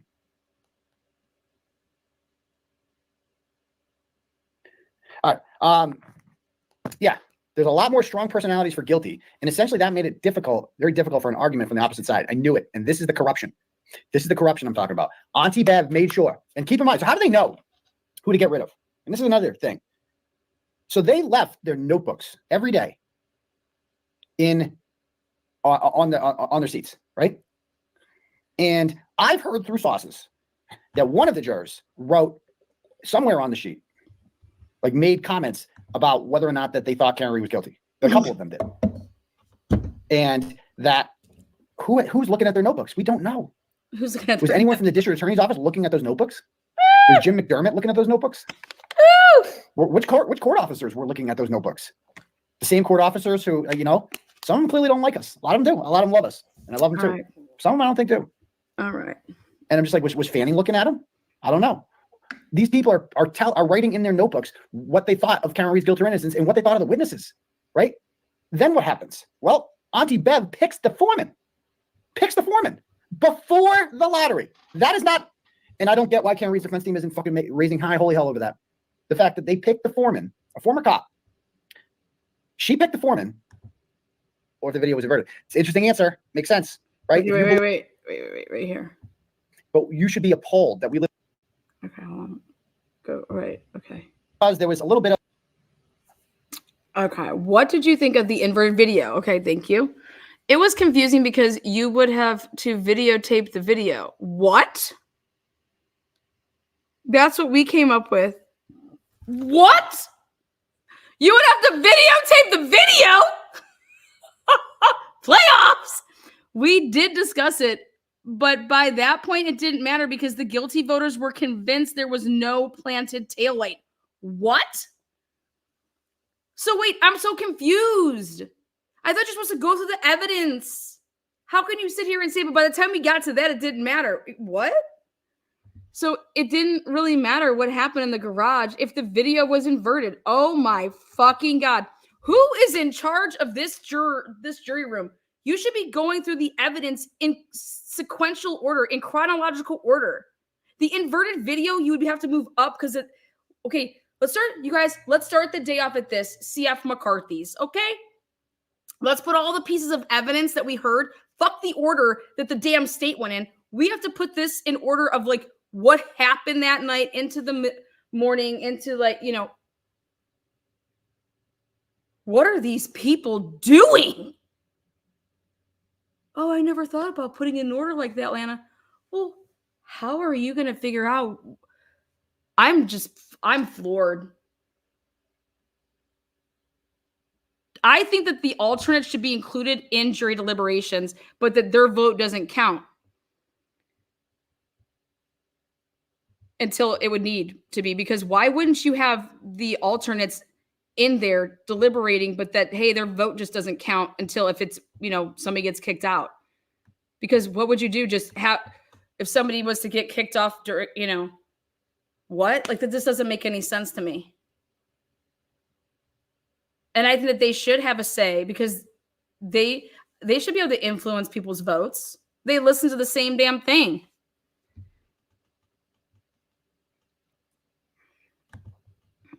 This is wild. I don't want to say coercion, but that they stressed that she was under the influence of alcohol and that she should be guilty. Wow. Fucking dumb, man. This is just dumb. Because in order to get mercy, you have to admit that you did it. And that ain't never going to happen. So Auntie Beth, and she hates her. So the fact that people are so cavalierly willing to do that should scare us all. Wait, which was okay, but they stressed she was under the influence of alcohol and that she should be guilty of some sort of crime related to that. No, that's not. Then the cop should have called her that night. How come somebody wouldn't say in the jury room, hey, when's the last time you got a DUI? I don't know, 2 years after the fact. Hey, when's the last time you were never pulled over for a DUI and got a DUI? When's anybody that you've known got a DUI that way? What in the fuck are you talking about? How would you like it if you got popped for a DUI like that? I wouldn't like it at all, actually. Because think about how I said that could happen. Cops can just go into bars and say, give me your surveillance footage from last night with your credit card receipts that you took. And I want to see who came out of here drinking and driving. And I'm going to have my credit card receipts. Okay. And here's my surveillance cameras. And I have probable cause to do this because so-and-so's wife called me and said that her husband came home and he was pissed out, black, drunk. And he beat her. Okay, so then why aren't you arresting him for domestic violence? Oh, we are, but we're going to get him for fucking DUI as well. What? What is wrong with you people? That would never happen.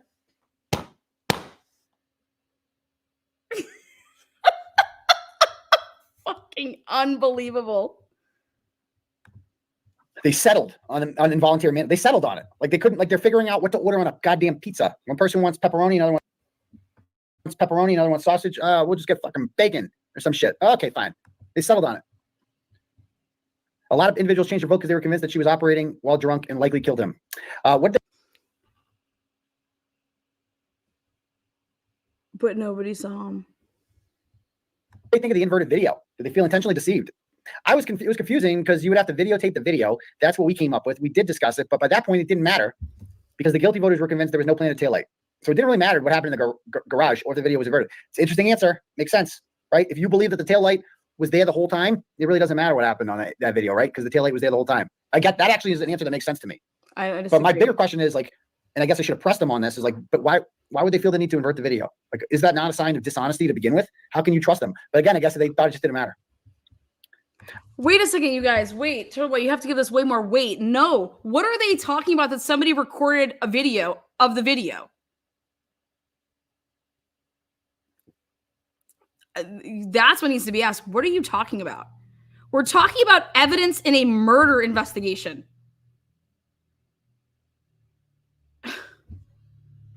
It didn't really matter. At that point, it didn't matter because they were already convinced that the taillight, wasn't planted.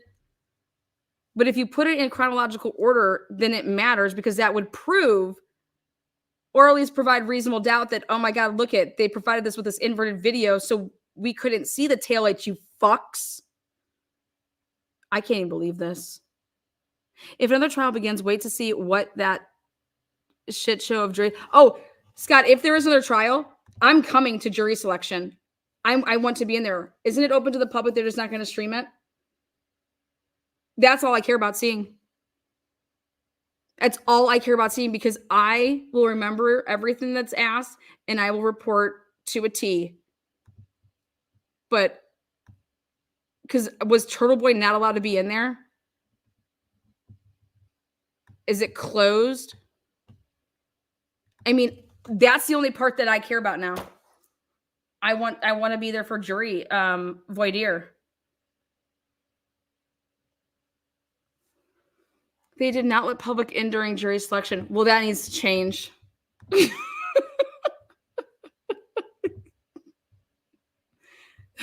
I thought they just didn't stream it. I thought there just was no cameras for that, for the purpose of to keep the jurors private. Unbelievable. I go, why did people believe it wasn't planted, the taillight? The defense created the idea that the taillight was broken when she collided with John's car backing up. Guilty voters believe. The defense created the idea that the taillight was broken. The defense created the idea that the taillight was broken when she collided with John's car backing up. Okay, yeah. Guilty voters believe this didn't make sense and make any sense because there would be broken taillight in John's driveway. Hence, you show them. Why do you think somebody came over to literally do one thing? Who comes over to somebody's house to work a snowblower?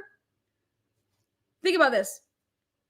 You came over to snowblow the driveway and you made one loop around the house and that was it on the driveway. Why?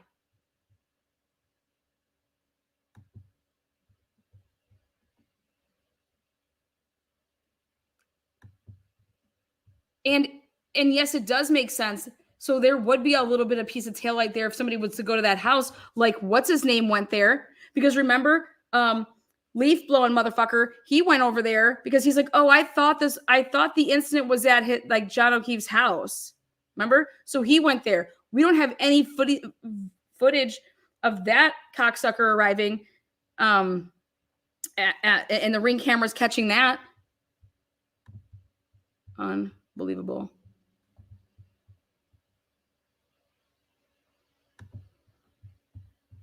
Be broken taillight in John's driveway.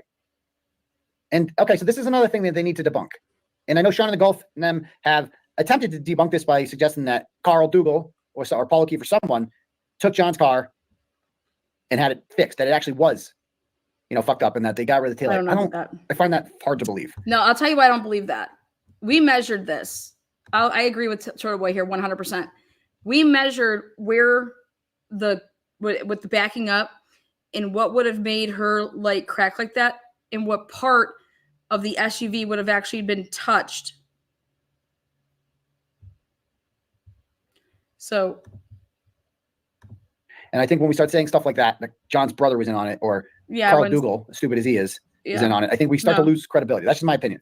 Yeah, I wouldn't say that either. I think a more rational explanation of that is if the taillight, if you back into the car, it hits like this, the taillight is in the taillight. It's in the fucking housing. Like it goes in. You know what I mean? The taillight cracks inward. It doesn't need to splatter everywhere outward. It can just go inward. See what I'm saying? It can go in the housing. Like also it just cracked. You guys, it cracked. You wouldn't want to say that it was completely like your taillight isn't just fucking missing. Think about any time that you fucking hit it's just a crack. But I would talk about that snowblower. That's a much more logical explanation than Carl Dougal and Paul O'Keefe were in on it and they got it fucking fixed and they cleaned up scene. I find that hard. I would also say this though. I would talk about the day of the picture that they're using. The picture that they're using to say that, hey, the car is, look at, there was no damage on the car. When did you take that picture? I would really hit home on like the date of that picture because look at, there's no snow around. That car looks perfectly clean. Okay. So I would just hit home on when did you take that picture? So you didn't look, you didn't go and check after you would have seen the ring camera and everybody saying that, oh God, I backed up and hit, like, wouldn't you be checking like that day? Because that was a story like that day. Hard to believe. I find that hard to believe.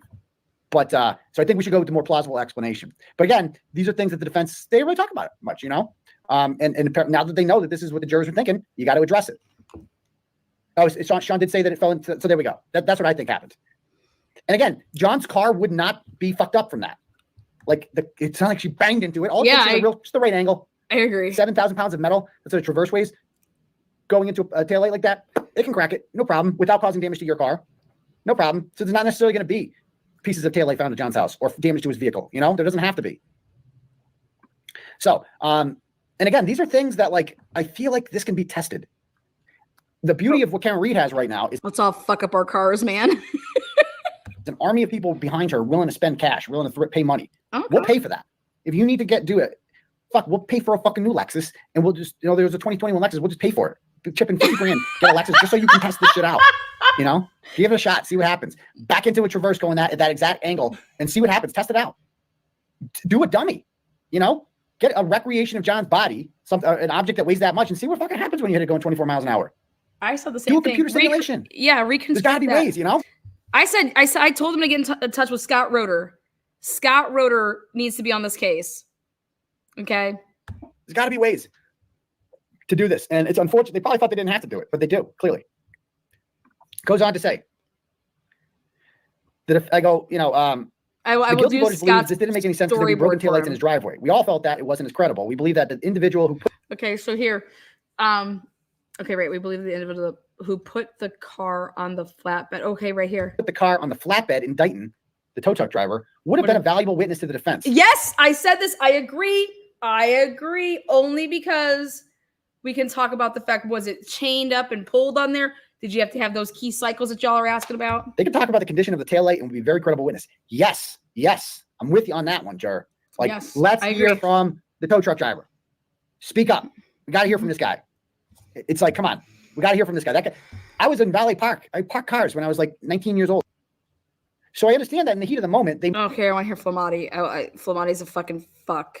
Let me hear about Flamati. That's, of course, at the hospital. I want to give reports to the nurses and doctors that this was a trauma. And I said, well, firefighter Flamati. Firefighter Flamati. What a fucking tool fuck. That was a huge mistake, not cross-examining. He looks like Tom Green. Tom Green, Flamati. Officer Flamati. Lexus, just so you can test this shit out. You know, give it a shot, see what happens. Back into a traverse, going that exact angle, and see what happens. Test it out. I love it. We got to hear from this guy. It's like, come on, we got to hear from this guy. That guy. I was in Valley Park. I parked cars when I was like 19 years old. Good for the defense. But what's even better for the defense is when you go to the next step and you say, well, if there was a body there, would you have seen it? And he said no to that. Right? He said the right answer. So here it's like, okay, Barrow says the taillight when he saw it in Dighton was cracked, not destroyed. Okay, good. That's the answer the defense wanted. But they got greedy. And they didn't get greedy. They kind of they rested on their laurels. And they said, well, that's good enough for us. Jurors will understand. Nope, they wanted more. You got to go for the jugular. You got to get Nicholas. You got to show him a picture of the taillight that after Michael Proctor got a hold of it and say, did it look like this? And I guarantee Nick Barrows would have said no. It did not. That is not what it looked like. I thought that they kind of showed that the side by side. And then this is a jury that trusted police. Now you have a cop saying, bro, it wasn't like that shit. That is wrong. A police snitching on another police? Come on. Like, get him on there, you know? Anyway, back to this. As a first responder, and he said the same thing. He goes, it would have been beneficial to cross-examine Barrows and show him a picture of the taillight. There you go. Read my mind. I asked him, as a first responder, what would you have done if you came across the scene and heard Karen Reed saying, I hit him? Would you inform police on the spot so that she doesn't leave? Okay, let's see. Oh, God. And he goes, the scene, and this is like, come on. Good job, Turbo. That's a great question. I mean, how you got an EMT, you got to ask him about the EMT shit.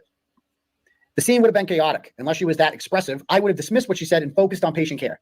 I would have hoped that law enforcement picked up on that. Unless, of course, at the hospital, I want to give reports to the nurses and doctors that this was a trauma. And I said, well, firefighters Flamati and Nuttall both testified that they did not inform doctors at Good Samaritan Hospital that Karen said, I hit him. None of them mentioned that. As a matter of fact, they weren't even interviewed by police until February 7th, 5 days after Karen's charged. So I understand that in the heat of the moment, they might not tell police this. But if you were them and you heard this, because they both testified that they heard Karen Reed say, I hit him. Okay, and now we have this. And then we proved that one of them was in the fucking car, the ambulance. That's what Alan Jackson was saying. Well, where were you? Let's try to find you. Is that one you?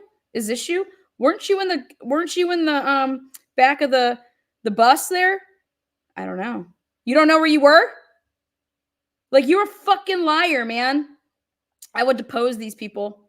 I would start deposing them. That's how rumors spread. You know, people believe it after a while. It's not an intentional lie. So they weren't even in, and he goes, I would if I remembered it. Because none of these people told. So he's like, that is odd. Like, I'm glad he said that. That's not normal. What Nuttall. Okay, so did you think it was strange that these firefighters didn't offer any of this to the police until the police came to them 10 days later? And if so, during deliberations, did you use your experience as an EMT to say that this was unusual for first responders not to say something? So in deliberations, we didn't really look at that. What the fuck? We accepted their testimony. Oh my God, I'm dead. You're shitting me right now. I gotta go jump off a bridge. I'm gonna come back in a neck brace, guys. I want some donations so I can get my neck. These guiltier voter jurors were blinded by this Satanism. I thought first it's Satanism. This is staticism. And bias against drunk drivers, so blinded in the fact, unable to grasp the corruption. But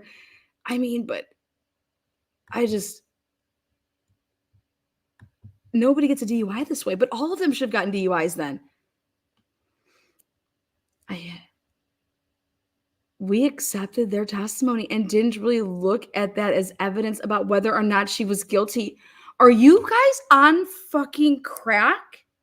I hit him was not testimony that we were considered to determine guilt or lack thereof.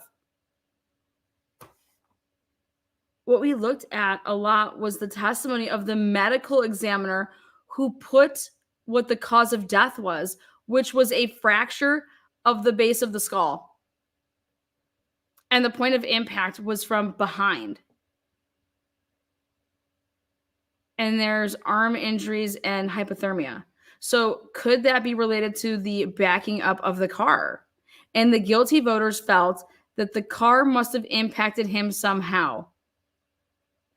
The not guilty voters felt those injuries were not normal injuries to a pedestrian strike. And the damage to the car didn't correlate to hitting someone as large as John.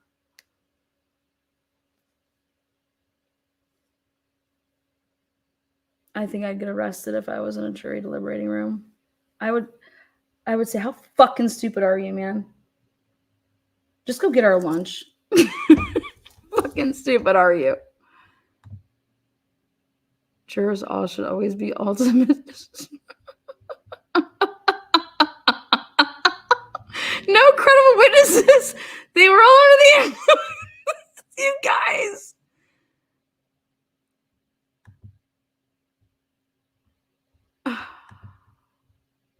And and again, this guy. In your opinion, but in the opinions of the guilty voters, they were consistent, right? They just looked at the text stream data and the fact that John was injured and died, and that Karen was driving a car under the influence of alcohol. You guys, these people and their connecting dots. Hey guys, just so you guys know, that means A equals F. We got to get to F, but guess what? We have to hit all points B, C, D, E, but guess what? We're going to skip C. We're going to skip D. Oh, we got to F, though. All right, I got to go. This is just going to make my blood boil. I got to go. This is wild. I gave you guys 2 hours of just pure shit over here. Pure juror shit. Did the jurors find it odd that the Michael Proctor found large pieces of taillight on February 18th that were bigger than previous pieces of taillight he supposedly found? Those who believe the taillight was there and not planted, their argument was that when this occurred, there wasn't enough snowfall. So it was in different layers of the snow. Show the freaking leaf blowing. There's no chunks coming up, and it's all the way on the ground to the grass. And likely the lower level. So that's why, as the snow melted, they continued to find more taillight. They never pointed out where each piece was found. They did. We had reasonable doubt, but again, the others looked at the text stream. I mean, everything is this text stream. You guys, I want everything to, if you're watching this channel, I want everything about the text stream. I want to review any text stream. I'm going to put in for transcripts. I want who testified to the text stream. Sick.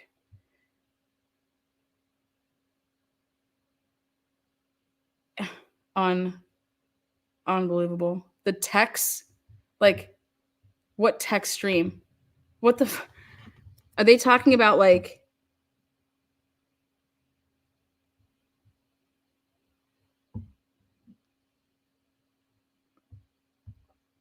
the text stream data, like text as in TEXT. Wait, are you talking about the taxes between?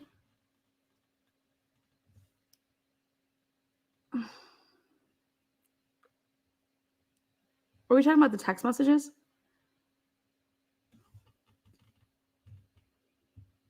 Tell me we're not talking about the text messages. What?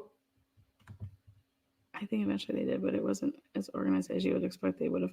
They actually did testify where each piece was found. Did you think this confusion was a byproduct of not being able to review transcripts of testimony? I think eventually they did, but it wasn't as organized as you would expect they would have. I knew that they did. They should have shown us a nice map. And it seemed like the taillight was all in one area. Where the fuck do you think it would be? Which is inconsistent if they... Oh, my God.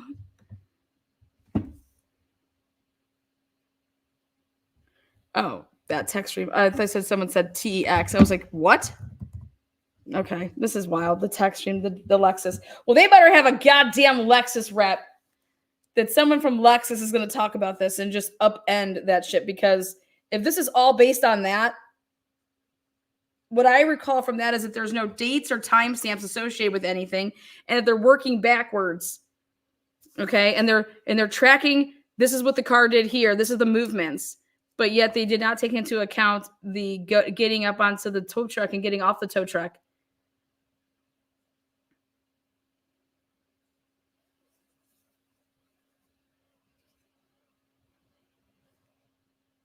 I'm sickened.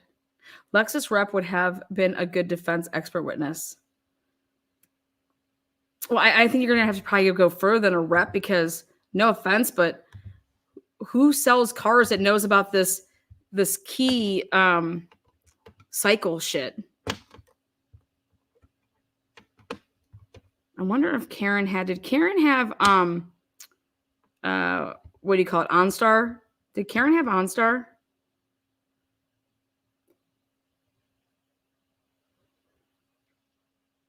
Did Karen have an app? Like my car. Right now, I could start my car right now. I can start my SUV right now. Boom. Like,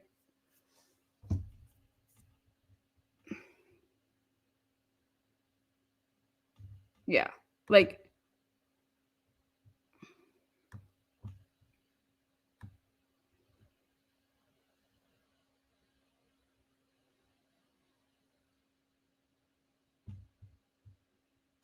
all right, guys.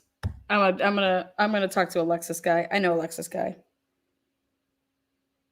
I'm gonna ask them about an app. Karen seems to me that she would use an app. Is she an app gal? I'm telling you right now, I just started my car. Like I could tell you where my car's, like it's GPSed. I could tell you if my tire's low. I mean, you name it, whatever I want to do. Like I could. All right. All right, guys. Until next time. I mean, we are going to continue on this, this craziness. Peace out.